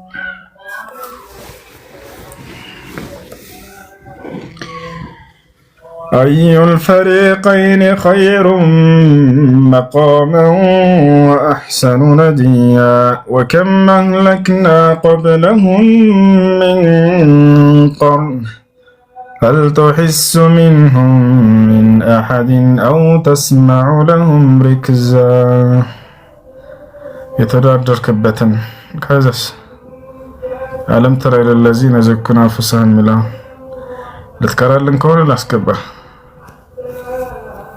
እኛ ጋር ፊጥራ ገና እንትን እያለ ነው፣ አልደረሰም። ገና አንድ ሸክ ላስገባላችሁና እስኪ ከገባ ከተመቸ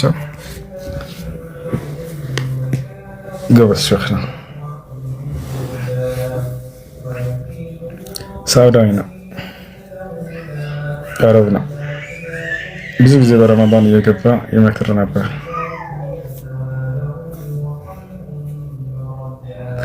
ደስ የሚላቸው ቃሪ ማን ነው? እስኪ ሁላችሁ ምርጫቸውን አስቀምጡ ለይላችሁ። ከዛ በዛ መሰረት ኢንሻአላህ ቀረላችሁ። ኢማራት አይደለህ እንዴ? አይደለም። አንደኛ ሱዳይስ አፊፍ አልጃቢር ሱዳኒ አልጃቢር አንተ አብዱልወዱድ ዑመር አሽም አለከምስ አልጃቢር ኢስላም ሱብሒ የሚል የለም። እኔ በጣም ደስ የሚለኝ ኢስላም ሱብሒ ነው። ወላሂ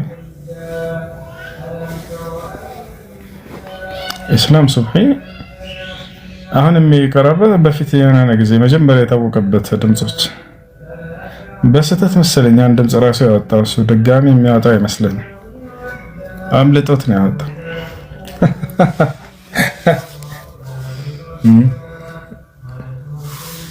አይታችሁት ሰምታችሁታል። እንትና የቀረበት ሱረቱን ነምል የቀረበት እንደገና ደግሞ ከሱረቱ ሹዓራ ከሱረቱል ሁድ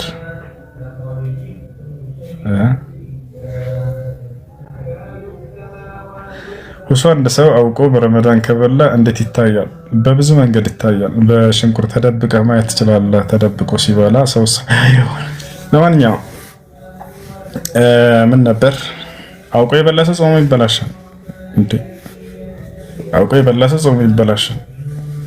ረስቶ የበላ ሰው የማይበላሽበት ነብዩ ሰለላሁ ዐለይሂ ወሰለም መን አከለ አው ሸርበ ፊ ነሃር ረመዳን ናሲያን فلا يقطعن صومه فإن الله هو الذي أطعمه وسقاه كما قال النبي صلى الله عليه وسلم በዛም ቀን ረስቶ የበላውን የሚጠጣ ጾሙን እንዳያቋርጥ ያበላውና ያጠጣ አላህ ነው ብሎ ተናግሯል። ስለዚህ ረስቶ የበላ ሰው ጾሙ አይበላሽ።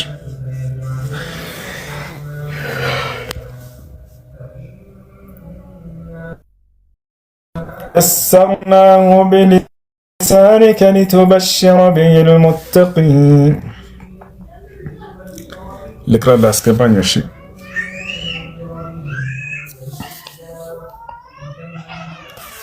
እሺ። ሰላም አለይኩም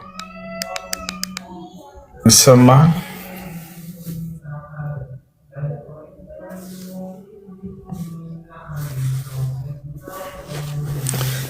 እሺ ይሰማል? ረስቶ የበላሽ ይሰማል።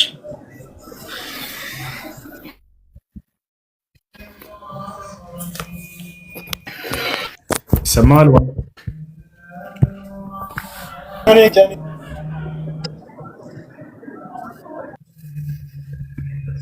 يا أخي انزل تحت،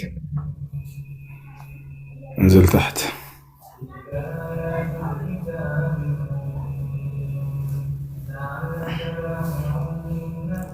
التراويح ላይ ያለፈ ሶላት መስገድ ይቻላል ወይ? ትችላለህ። ባትሰግድም ግዴታ አይደለብህም። ያ ማለት ያለፉ ረካዎች ካሉ ኢማሙ አንድ ጀምሮ እንትን ብሎ ከሆነ አንዱ ረካ አልፈው ከሆነ ሁለተኛው ረካ ትጨምራለህ። እሱ ነገር ግን ሁለት ረካ አልፈው ከሆነ እንደገና ያንን የግዴታ ያለፈኝን መመለስ አለብህ ላይ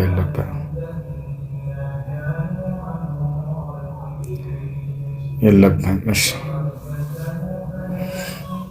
ግን መመለስ ፈልጋለሁ ካልከመተን አውቆ የበላ ቀጣ አለበት ወይ? አዎ አለበት።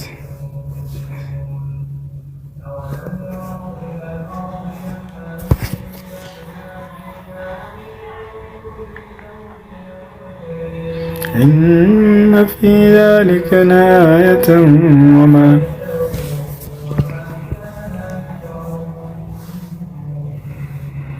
وإن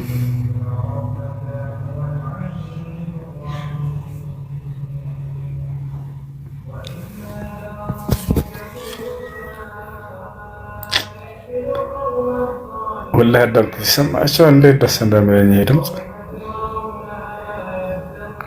ከሌላ ዓለም ነው የሚወስዳቸው። ልክ ሲቀራ በቃ ታሪኩ አይናቸው ላይ ነው ቁጭ የሚያስተርጉም ካወቃችሁት ضيق صدري ولا ينطلق لساني فأرسل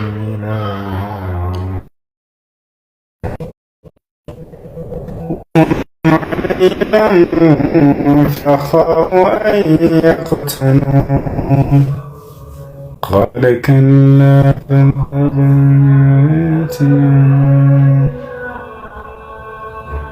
ይሰማል? ትርጉም ልንገራችሁ። ይሰማል? የስኳር ተማሚነት አላችሁ እና በአንዴ ማብላት ይቻላል ወይ? አዎ ይቻላል።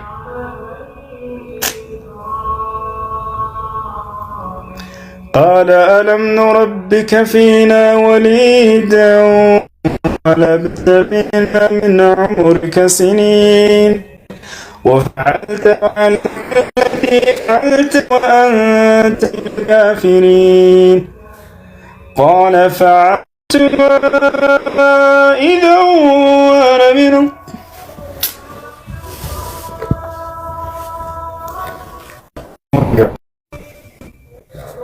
لك الله سبحانه وتعالى وأن تدعون أنت ذلك والإنك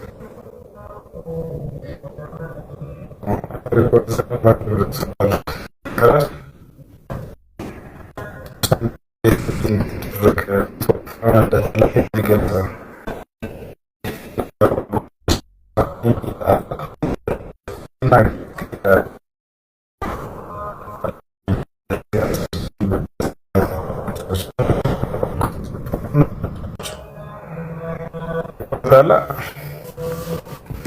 ከጎራር ተበቀበን ከዚህ አለይክ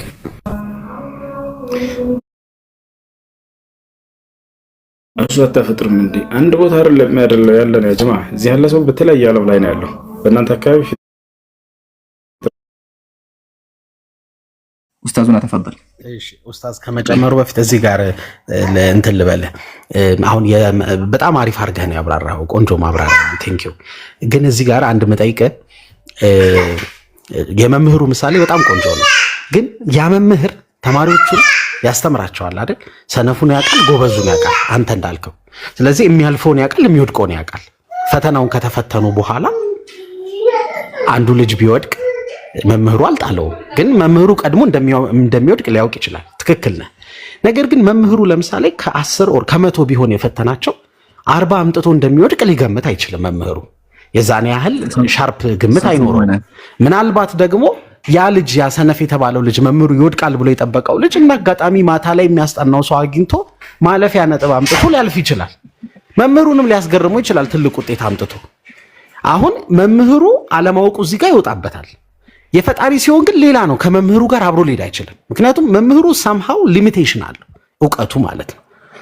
ባለው ኢንቫይሮንመንቱ ላይ ባለው አሰስመንት ነው የሆነ ነገር ላይ የሚደርሰው። አሁን ግን ፈጣሪ ግን ሁሉን አዋቂ ነው ስንል ላይክ እንዴት ልበል ኤቭሪቲንግ ሰርፕራይዞች ሁሉ አይኖሩም ማለት ጎበዝ ሆኖ እንኳን ያለ ሰነፍ ሆኖ እንኳን ያለች ማታ የሆነ ሰው አስጠንቶት ሊያልፍ እንደሚችል ስንት ራሱ ቁጥሯን ለምሳሌ ከመቶ ስንት ሁሉ እንደሚያመጣ ሊያውቅ ይችላል ፈጣሪ። ይሄንን ካልን ደግሞ ላይክ ይሄ ልጅ የፈለገ ቢሆን ከፈጣሪ ዕውቀት የወጣ ነገር ሊያደርግ አይችልም። አሁን ይኸውልህ ምን መሰለ ይሄንን እንድልህ ያስገደደኝ ምንድነው? ለምሳሌ እኔ የተወለድኩበትን ቤተሰብ መርጬ አይደለም። ማንም ሰው የተወለደበትን ቤተሰብ መርጦ አይደል? ፈጣሪ ነው ሊመርጥለት የሚችለው። እኔ ለምሳሌ አሁን እስልምናን የማያውቅ ቤተሰብ ብወለድና ነገ ገሃነም ብገባ ሊፈረድብኝ አይችልም። ምክንያቱም ያሳደገኝ ቤተሰብ ያስተማረኝን ሃይማኖት ይዤ አድጋለሁ። ከዛ እስልምና ኡስታዞች የሚያስተምሩትን ስሰማ በፍጹም ትርጉም አይሰጠኝም። ምክንያቱም እኔ ከልጅነቴ የተነገረኝ ነገር አለ። ስለዚህ አልቀበለውም። ልክ አይደለህም ብዬ ሞግተሃለሁ። የራሴን ይዤ ስላደግኩ ከልጅነቴም ያስኩትን ይዤ ስለማድግ ማለት ነው። እኔ ክርስቲያን ነኝ እያልኩ አይደለም አይተው፣ ግን ምሳሌ ነው እያልኩ እየሰጠው ያለሁትና መርጬ ባልተወለድኩበት ሃይማኖት አድጌ እኔ ቤተሰቤን አልመረጥኩም፣ ብሔሬን አልመረጥኩም፣ ሃይማኖቴን አልመረጥኩም፣ የምወለድበትን ቤተሰብ አልመረጥኩም። ሳድግ ደግሞ በዛ ቤተሰብ ውስጥ ስላደግኩኝ የእነሱን ዕውቀት ይዤ አድጋለሁ።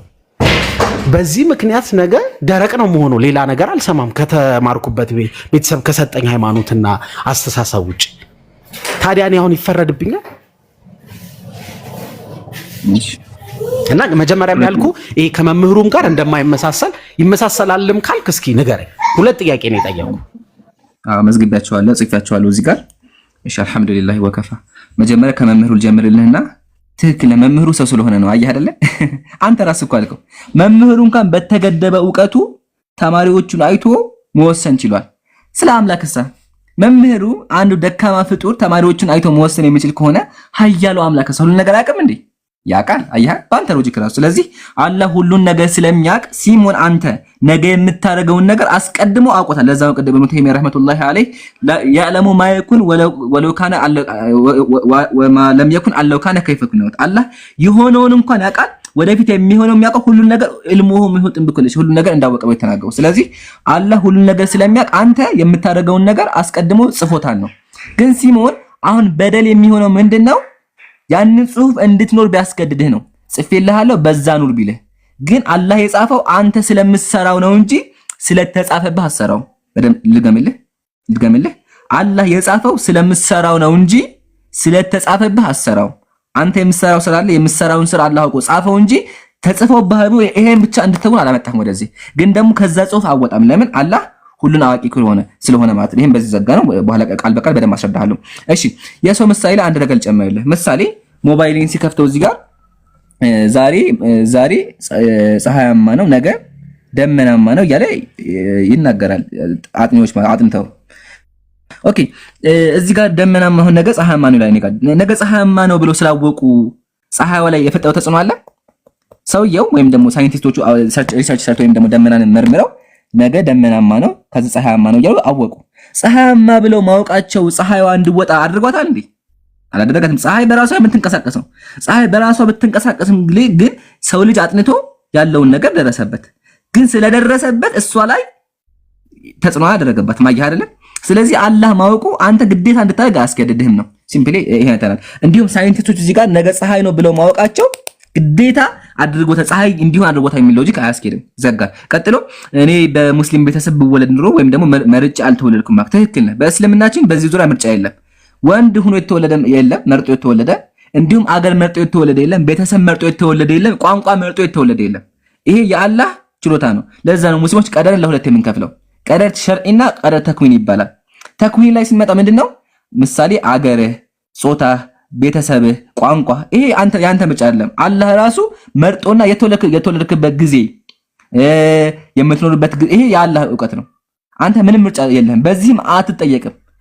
ይሄ በደል የሚሆነው ምንድነው? አላህ ለምን ሴት ሆንክ ብሎ ቢጠይቅህ፣ ለምን ወንድ ሆንክ ቢልህ፣ ወይም ለምን ኢትዮጵያ ተወለድክ ቢልህ፣ ወይም ቤተሰቦች ለምን እንደዚህ ሆኖ ብሎ ቢጠይቅህ በደል ነበር። ግን አላህ በዚህ አይጠይቀንም። አላህ በዚህ አይጠይቀንም። ታዲያ ምንድነው የሚያስጠይቀን ካልን ስራችን ነው እንጂ ሴት ወንድ በማለት ቤተሰቦቻችን ቋንቋችን አይቶ በተአምር አይጠይቅም። ኦኬ። ግን እዚህ ጋር ደግሞ ምናል እዚህ ጋር ነጻ ፍቃድ አለን።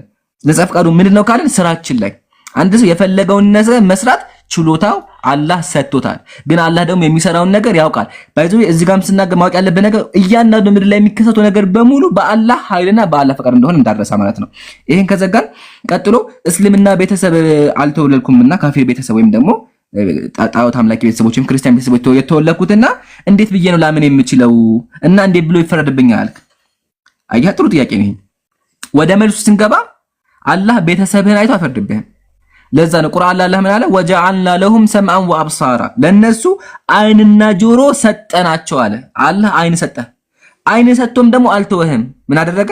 መልእክተኛ ላከ። አያ የምታየውና የምታነበው የምታስተነትነው ነገር ልኮልሃል። ስለዚህ ማስተንተኑ ያንተ ግዴታ ነው። አእምሮህን መጠቀም ያንተ። ለምን አእምሮ አላህ ኦልሬዲ። አንተ ሲሞን ምሳሌ በካፊር ቤተሰብ ተወልደህ ስለ እስልምና ሰምተህ የማታስተነትን ከሆነ አእምሮህን የማትጠቀም ከሆነ ተጠያቂው አንተ ነህ። መጠየቅም አለብህ። ነገር ግን የአእምሮ ጉድለት ካለብህ፣ መልእክቱን ካልሰማህ፣ ነብይ ካልተላከልህ ይሄ ለአላህ የምንተው አይ አይደለ? አላህ ፍትሃዊ ነው። አላህ አእምሮ ችግር ስላለብህ አይቀጣህም። ምሳሌ እብዶች ምናምን ማለት ነው። ወይም ደግሞ አላህ ነብይ ካላከልህ ስለ እስልምና ካልሰማህ አይጠይቅህም። አይ አይደለ? ወይም ህፃን ልጅ ከሆንክ አይጠይቅህም። የምትጠየቀው ማሰብ ከጀመርክ በኋላ አቅመ አዳም ከደረስክ በኋላ በምትሰራውና በምታደርገው ነገር ነው። ኦኬ ሲሞን። ስለዚህ አላህ መጽሐፍ ስላ ግዴታ እውነቱን መርምረህ መድረስ ያንተ ግዴታ ነው።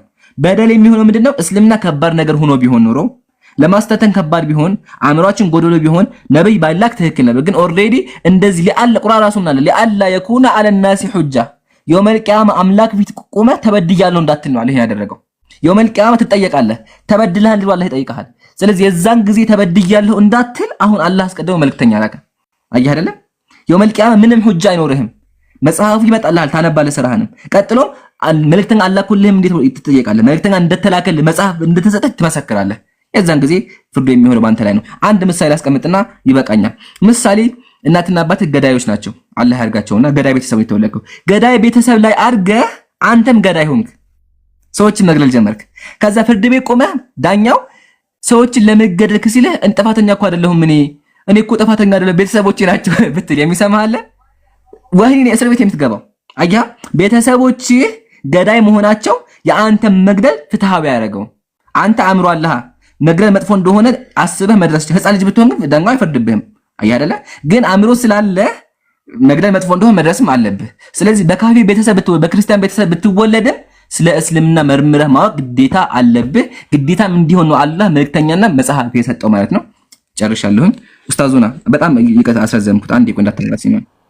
አብሽር አይ ያው አቲንክ አፍጥርም ደርሷልና ምናልባት እኔም አንድ ሐሳብ ሰጥቼ ልውጣ ብዬ ነው። ሱረቱል አንዓም ምዕራፍ 6 ቁጥር 26 እና 27 ከፍትልኝ እስቲ አንዴ ከፍትልኝ።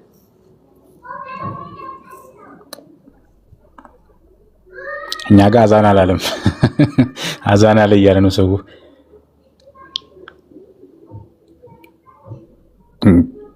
ከፈትክልኝ? ማሻአላ። እሺ ስምዖን፣ ይሄ አንቀጽ ምን እንደሚል ነገር ልንገር። በጣም የሚገርም አንቀጽ ነው። አንቀጹ ምን ይላል መሰለህ? አላህ Subhanahu Wa Ta'ala ቁርአን ላይ ይነግረናል። የሚነግረን ነገር ምንድነው መሰለህ? ልክ ሴናሪዮን የትንሳኤ ቀን የሰው ልጆች የሚሆንበትን ሁኔታ ፊውቸር ያለውን ነገር ወደዚህ አምጥቶ ነው የሚነግረን ታሪኩን ማለት ነው። ልክ አሁን ቢሆን ኖሮ ብሎ ወደፊት ያለውን በታይም ትራቭል ሄዶ ወደፊት የሚከሰተውን ነገር እኛ አዚፍ እንደተከሰተ አድርጎ ነው እዚህ ጋር አንቀጹ እየነገረን ያለው። አንቀጹ ምን ይላል? እነርሱም ይላል ሰዎች ከእርሱ ይከልካሉ ይላል፣ ከእርሱም ይርቃሉ፣ ነፍሶቻቸውን እንጂ ሌላን አያጠፉም ግን አያውቁም ይላል። ከዛ 27 ላይ ምን ይላል? 27 ላይ ሄድ በእሳትም ላይ በተቆሙ ጊዜ ይላሉ እነዚህ በአላህ የካዱ ሰዎች አላህን አናምንም ያሉ ሰዎች ጀሃነም ውስጥ ሲገቡ ይላል ምን ይላሉ? ጌታችን ሆይ ወደ ምድር በተመለስን ኖሮ ይላሉ። ወደ ምድር መልሰን ልክ አሁን ያለንበት ማለት ነው። ወደ ምድር በተመለስንና በጌታችንም አንቀጾች ባላስተባበልን ከምእመናኖችም በሆንን ምኞታችን ባሉ ጊዜ የሚሆነውን ነገር ብታይ ይገርምሃል፣ በጣም የሚያስደነግጥ ነገር ነበር የምታየው ያ ሙሐመድ ብሎ የነብዩ ሙሐመድ ይነግራቸዋል። ከዛ 8 ላይ ሄድልኝ ኢብራሂም። በጣም የሚገርመው ይሄ አንቀጽ ነው። ምንድነው ይሄን አንቀጽ ያመጣሁበት? ምን ይላል? ይልቁንም ይላል ከዚህ በፊት ይደብቁት የነበሩን ሁሉ ለእነርሱ ተገለጸ፣ ወደ ምድር ዓለም ወደ ምድር በመልሳቸው ኖሮ ይላል አላህ Subhanahu Wa Ta'ala። በተመለሱም ኖሮ ከእርሱ ጋር ወደ ተከለከሉት ነገር በተመለሱ ነበር ይላል። ቀደም ኢምራን ሲነግር የነበረው ሐሳብ ማለት ነው። ምን ማለት ነው? የሰው ልጆች አላህ Subhanahu Wa Ta'ala ፈጥሮን እንኳን አይደለም ምድር ላይ እድል ሰጥቶን አይደለም ዝም ብሎ ፈጥሮን ራሱ ጀነት አንተ ጀነት ነህ፣ አንተ ስምዖን የጀነት ነህ፣ እንትና የጀሃነም ነህ ብሎ ቢያስገባን ራሱ ፍትሃዊ አምላክ ነው። ለምን ካልከኝ እንኳን አይደለም ስራ ሰርተን ብቻ አይደለም ሳንሰራ ራሱ ዛሬ ፈጥሮን ዛሬውኑ አንተ የጀነት ነህ፣ አንተ የጀሃነም ነህ ብሎ ራሱ ቢያስገባን ፍትሃዊ አምላክ ነው። ለምን ካልከኝ እንኳን አይደለም ፈጥሮን ጀነትና ጀሃነም ሰዎች ነገ የትንሣኤ ቀን ጀነትና ጀሃነምን አይተው ራሱ በአይናቸው አይተው ጌታችን ሆይ እባክህ ወደ ምድር መልሰን፣ ብንመልስ ኖሮ እኮ እንደ ሙስሊሞቹ አማኝ እንሆን ነበር፣ እንደነሱ እንታዘዝ ነበር ይሉ ነበር።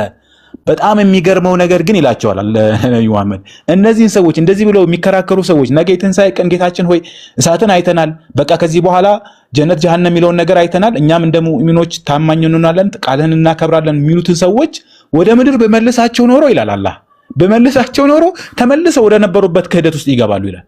ያ ማለት እንኳን አይደለም ፈጥሮን እዚህ ምድር ላይ እየኖርን አይደለም ነገ እንኳን ገና ከሞትን በኋላ ይሄ ሰው ልጆች ሞተው ጀነት ጀሃነም እንኳን ከገባን በኋላ የሚገባው ጀነት የሚገባው ጀነት ጀሃነም የሚገባው ጀሃነም ገብቶ እዛ እንኳን አይተን ብንመለስ እንኳን ምን አይነት ባህሪ እንዳለን ሁሉ ነው እየነገረን ያለው። ያ ማለት ዕውቀቱ በጣም እንኳን የሆነ ነገር ቢከሰት አይደለም ቢከሰት እንኳን ምን ሊሆን እንደሚችል ሴናሪዮን ሁሉ እየነገረን ያለውና ይሄ አንቀጽ የሚያሳየው ነገር ምንድነው? የሰው ልጅ ሐቁን ያውቃል፣ ልቡን ያውቃል። ነፃ ፍቃድ ላይ ያልከው ትንሽ ሐሳብ ልስጥና እሷን ልጨምራት ብዬ። ነፃ ፍቃድ ሲባል አምላክነቱን የሚያሳውቅ አምላኩን ማለት አምላኩ ማን ነው፣ ለምን ፈጠረኝ ምናምን የሚሉት መሰረታዊ ጥያቄዎች የሚመልስለቱን ነገሮች የሚያሳውቅ ፍቃድ ተሰጥቶታል። ያንን ፍቃድ ነፃ ፍቃድ ተሰጥቶታል ሲባል ግን ሁሉ ነገር ልቅ አይሆን አይደለም፣ ሊሚትድ ነው። ነፃ ፍቃድ ሲባል አንዳንድ ጊዜ ሰዎች በጣም አይናችን ራሱ ሊሚትድ ነው፣ ጆሮአችን መስማት የሚችለው ነገር ሊሚትድ ነው። ስለዚህ አቅማችንም ሊሚትድ ነው፣ አይምሮአችንም ማሰብ የሚችለው ነገር የተወሰነ ያህል ሊሚትድ ነው። ያ ሊሚትድ የሆነው አይምሮ ግን ምን አያስደርገንም? አምላክን አስተንተነን እሱን እንዳናውቀው የሚያደርገን አይምሮ አይደለም። ነፃ ፍቃድ ሲባል ግን እንደው ዝም ብለን ልቅ ነገርም እንዳናደርገው ልፈልጌ ነው። ያቺን ነገር ቃሏን በአንዳንድ ሰዎች ነፃ ፍቃድ ሲባል በጣም ሁሉ ነገሩ ልቅ አድርገው ያስቡታል። እንደዛ አይደለም። የሆነ ሊሚትድ ነፃ ፍቃድ ማለት ዊዝን የሆነች ሊሚትድ የሆነ እንትን አለው። ምንድነው የሚባለው? ክበብ አለው። ሁሉ ነገር ልቅ ነው ማለት አይደለም። ነፃ ፍቃድ ሲባል የፈለከውን ነገር እንደፈለግት እንድታደርግ ተፈቅዶልሃል ማለት አይደለም። ያንን ነገር ፍሬም እንድታስይዘው ስለፈለግኩ ነው። ጀዛከላ ኡስታዝና አላሁ አክበር። የገለጽክበት መንገድ በጣም ገራሚ ነው። የቅድሙን አንገዛጀማ ካስተውላችሁ ራሱ አላሁ ሱብሃነሁ ወተዓላ በቃ የውመል ቂያማ ምን እንደሚሉ ራሱ አስቀምጦታልና ገራሚ ነው። ሁለተኛ ደግሞ ነፃ ፍቃድ ሲባል እንደዛ ማሰብ የለብንም። ሁሉ ነገርማ ልቅ አይደለም እኮ። ልቅ ከሆነማ እንዴት እንጂ ሁሉ ነገር ተፈቅዷል። እንደዛ አይደለም። በእስልምና ህግና መመሪያ አለ ነው። ጀዛኩሙላህ ኡስታዝና በደንብ ገልጻችሁታል። ሲሞን ቆረጥ ሰላም ወአለይኩም ሰላም። አቡ ይስራ አንድ ጊዜ ቆይ አንድ ደቂቃ። ሰላም አለይኩም ኑሮ ፎሎ አድርጓቸው ኡስታዝ አቡ ሙስራን እዚህ ያላችሁ 700 ምናምን ሰዎች ፎሎ አድርጓቸው። ሰሞኑ ማሻአላ ጀዛኩሙላህ ብቅ ያሉን እንዳጠፉብን ድሮ ነው የምናውቃቸው። አብዛኛው ሰዎች ላያውቋቸው ይችላሉ፣ አንዳንዴ ስለሚጠፉብን ማለት ነው። ጀዛኩሙላህ ኸይረን ወያክ ሁላችሁም ኡስታዝን ፎሎ አድርጉ። ባረከላሁ ፊኩም። በጣም ብዙ ነገር ትጠቀማላችሁ። ፎሎ አድርጉ። ጀዛኩሙላህ። እሺ ሲሞን ቅሬታ አለ ወይም ያልገባህ ነገር አለ? አሪፍ አድርጋችሁን ያብራራችሁት በጣም ቆንጆ ነው። እኔ ምን መሰለህ ሁልጊዜ ግራ የሚገባኝ ሲሞን 3 ደቂቃ ነው የቀረንና 3 ደቂቃ ስለሆነ አንድ ደቂቃ ጠይቀን ከዛ ላይ ማፍጠሪያ ደርሰናል። እሺ ቅድም ያልከው ላይ ኡስታዝም እንዳለው ፈጣሪ ሁሉን አዋቂነቱ አንተ የምታደርገው ነገር ላይ ጣልቃ ይገባል ማለት አይደለም ማለት ግን እዚህ ጋርም ቅድም ኡስታዝ አስቀምጦልሃል። እኔ የረሳሁት ነገር እሱን ነው። ኤክሴፕሽኖች አሉ እንዳረሳ። ኦኬ ኤክሴፕሽኖቹ ልንገርህ። እሺ ምሳሌ ምድር ላይ ዝናብ ይዘንባል፣ ችግሮች ይፈጠራሉ። ምሳሌ አንተ ወደ መጥፎ ነገር ልትሄድ ይሆናል አይደለ? ወይም እኔ ምሳሌ ነው ከቁርአን ልስጥክና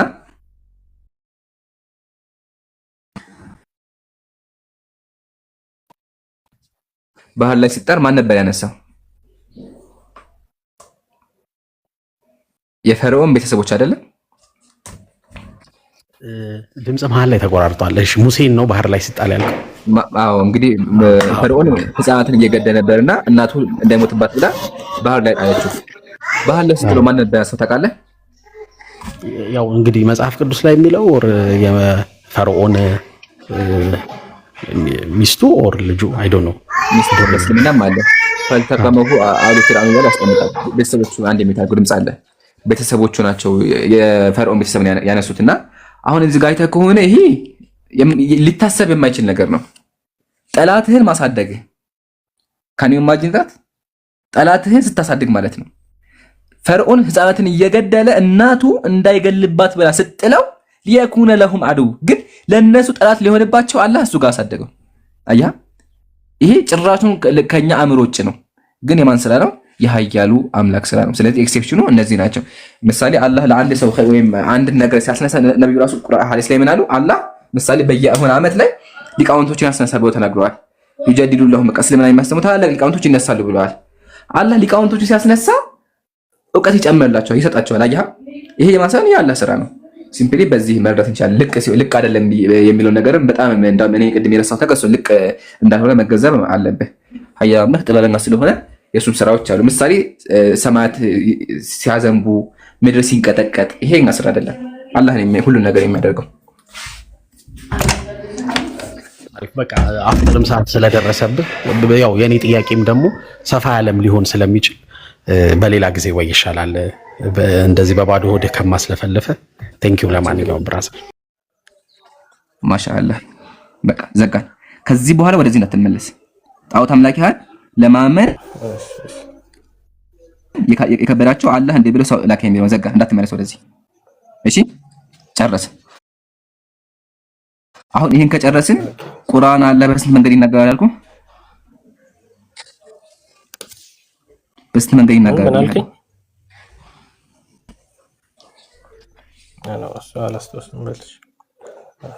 አላህ ቁርአን ላይ በስንት መንገድ በቃ ልመለስልህና ድጋሚ ላንብብልህ። አረበኛ ወይስ እንግሊዘኛ ላግልህ? እንግሊዘኛው ላግልህ የጉግል ማለት ነው። አይ ቲንክ በትክክል ይተረጉማል ብዬ አስባለሁ። እሺ በትክክል ከተረጎመ ጋር እንቼክ ላድርገው። እሺ በቲንቱ አድሬሽ በቃ ላንብበው ችግር የለውም። አዎ በቃ እንደዚህ ይላል። ዚስ አድሬስ አለ ቱ ዘ ፕሮፌት አለ መልእክቱ ወይም ደግሞ እየተወራ ያለው ለነብዩ ነው አለ። እየተወራ ለነብዩ ነው ኤንድ በት አለ ኢፍ ኢንቴንድድ ፎር አዘርስ አለ። አያ መልእክቱ ለማን ነው አለ?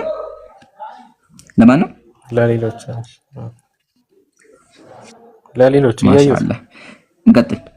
as is the custom of the arab አለ። ይሄ ደግሞ የአረቦች የአነጋገር መንገድ ነው አለ። ቁርአን ደግሞ የመጣው በምንድነው? ጸጋ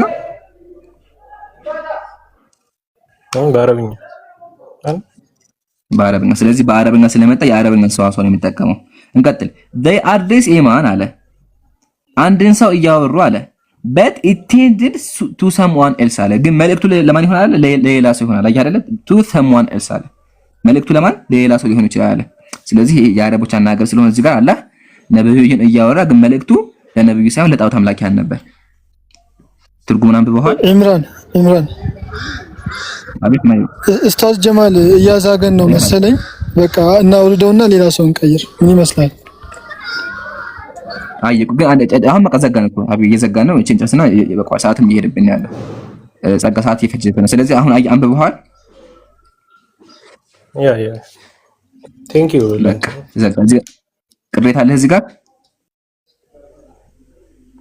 አይ ያው ስለ ቃል ነው ሲጄ ነው ዝም እያመንኩ ችግር የለውም። እሱ ነው በኋላ ማየው ነገር ስለሆነ ተርጉም ያሳየው ተው እንጂ ታንዲ ታማኝ ሆነ ያ ተርጉም እያሳየው የኔን ቃል ተውና አሳየው እኮ እዚህ ጋር አንተ ትርጉሙንም አይቼዋለሁ እኮ ሶርሱን እስቲ በደንብ አጣርቼ ነው ሌላ ቀን እንደዛ ያዋጣል። እንደዛ አይችልም። ጥሩ ነው በቃ አይተናል። ኢንሻአላህ እናመሰግናለን ለነበረን ቆይታ እና ጸጋ አደራ የሚል ነገር ምንድነው? መጽሐፍ ቅዱስ ላይ ያነሳኋቸው ምግቦች እባክህን መልስልን። እሺ መልስ ፈልገናል።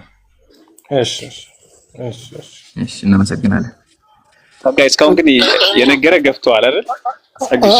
አልገባውም መሰለኝ። ምኑን ያልገባው ወይስ ኡስታዝ ጀማል አዝጎናልና ይውረድ በቃ ሌላ ሰው ይግባ ስል ለሱ መሆኑ አልገባውም። በምን ከገባው ቢኮ ኦኬ። አይ በቃ አሁንማ ዘጋኩ። በቃ ይበቃዋል እንዴ ከዚህ በኋላማ አይሆንም ሀቢቢ ዘጋይ ይበቃል። በቃ ሌላ ጊዜ ደግሞ ናሽ ወገን ሌላ ጊዜ አንብበውና በጣም ማለት ለረመዳን የሚሆን አስተሳሰብ አሁን ሌሎች ድርቅ ይሉ ነበር።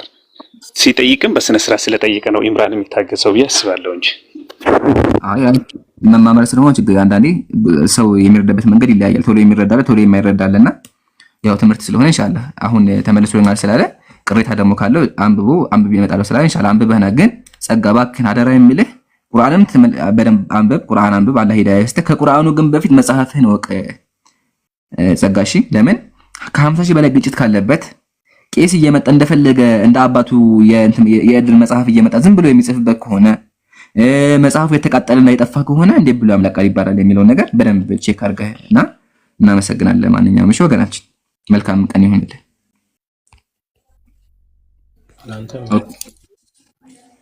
እሺ ላቭ በነገራችን ላይ ኢምራን ሊንገር ብዬ ነውና ኦርቶዶክስ ነች፣ ግን ስለ ኦርቶዶክስ በተመለከተ ብዙ ጥያቄ አላትና መማር የምትፈልግ ልጅ ነች። እንዳጨምቃት ብዬ ነው።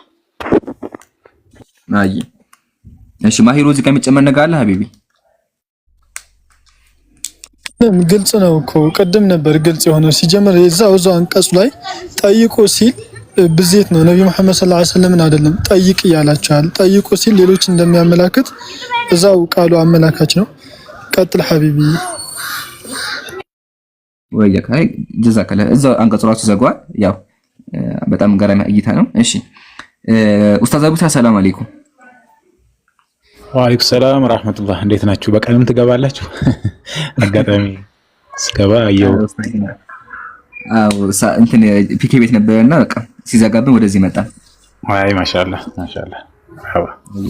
አላህ ይጠብቅ። የሚጨመር ነገር አለ ኡስታዝ? ብዙ የሚጨመር ነገር የለም፣ ግን አንደኛ ምናልባት አላቅም መጨረሻ አካባቢ ነው የመጣሁትና መልሰህ ጨምረኸው ከሆነ አላቅምና አንደኛ ምንድነው ነብዩ ሰለላሁ ዐለይሂ ወሰለም ይሄ አንቀጽ የወረደ ጊዜ ለሳቸው አለመሆኑን የምታውቀው እኔ አልጠራጠርም አልጠይቅም ብለዋል። ሰሂህ ሐዲስ ላይ መጥቷልና ስለዚህ እሳቸው የሚመለከት አይደለም። አንድ እሱ ነው። ሁለተኛ እንደው አንዳንድ ሰው ይሄን ጥያቄ ይዘው የሚመጡ ሰዎች እንደው በቀናኒያቸውና እኛን አይመለከትም። አንደኛ የመጀመሪያው ነገር እኛ ሙስሊሞችን አይመለከትም። በጣም ሚስ የሚያደርጉት ነገር አንቀጹም ላይ የተቀመጠው ነገር አንተ ማውን ስትነግረው የነበረው ነገር ያንን ነውና እንደው በሌላ አርጊውመንት እነሱን እንጠይቅስ ቢባል እንዴት ያስኬዳል? ምክንያቱም ቁርአን ውስጥ እኮ በግልጽ አይሁድና ክርስቲያኖችን መንገድ እንዳንከተል የነሱ መንገድ የተሳሳተ መሆኑን በግልጽ የሆኑ አንቀጾች መጥቶ ለህይወት መመሪያ አድርገን እነሱ የሚነግሩንን ነገር እንዳንቀበል በግልጽ ተነግሮናልና ያ ነገር ተነግሮን እያለ ይሄ አንቀጽ ዴፊኒትሊ ያንን ለማመልከት አይደለም። እንደገና ምናልባት ሰበብ ኑዙሉን ነግረውም ከሆነ የነ አይሁዶቹ እነዛ ሰለምቴዎቹ ኢንፎርሜሽኑ ስላላቸው ስለ ነብዩ መሐመድ ሰለላሁ ዐለይሂ ወሰለም የመካ ቁረይሾች እሳቸውን ሲጠራጠሩ ነብይነታቸውን ሲጠራጠሩ እናንተ የመካ ቁረይሾች እኮ ነብዩ መሐመድ ሰለላሁ ዐለይሂ ወሰለም ነብይ አይደለም ብላችሁ የምትጠራጠሩ ከሆነ እናንተ የምታነቡ የምትጽፉም ሰዎች ስላልሆናችሁ ኡሙይ ስለሆናችሁ ከናንተ በፊት መጽሐፍ የተሰጣቸው ሰዎች እነሱን ጠይቁ ነው። ጀስት ፎር ዘ ሴክ ኦፍ አርጊውመንት ያንን ነገር ሄዳችሁ አረጋግጡ ነው እንጂ ግን እውነትነቱን እናንተ ደስ ልካላችሁ የሆነ አንዳንድ ጊዜ ለምሳሌ አንድ ሰው ተነግረዋል የሆነ መረጃ ተነግረውና ካላመንከኝ እንትናን ጠይቅ ትላለህ። ካላመንከኝ እንትናን ጠይቅ ስላልከው ነገር ስላልከው ያለህበትን ነገር ተጠራጥረሃል ማለት አይደለም። ኦሬዲ እኮ የምታውቀውን ነገር እኮ አንተ እርግጠኛ ነህ። ነገር ግን ያ ሰውዬ ደስ እንዲለው ነው አንተ የምታወራው ነገር የምትነግረው ነገር ትክክል መሆኑን ለማረጋገጥ ማድረግ ያለበት ቀደምት የነበሩ ሰዎች ሁሉንም ሰዎች ደግሞ አይደለም መጽሐፍ የሚያነቡትን ነው የምትጠይቀው። መጽሐፍ የሚያነቡትም ማለት ደግሞ ዕውቀቱ ያላቸው ሐቅን የማይደብቁትን ሰዎች እንጂ እያገኘኸውን ክርስቲያን ሁሉ አይደለም የምትጠይቀው። ማጆሪቲው ሐቅን ደባቂ ስለሆነ ማለት ነው። ይሄን ነገር ለመጨመር ነው። ጀዛኩም ወይያ ኡስታዙና በደንብ ገራሚ ሐሳብ ነው። እንደውም የተረሳ ሐሳብ ነበረ።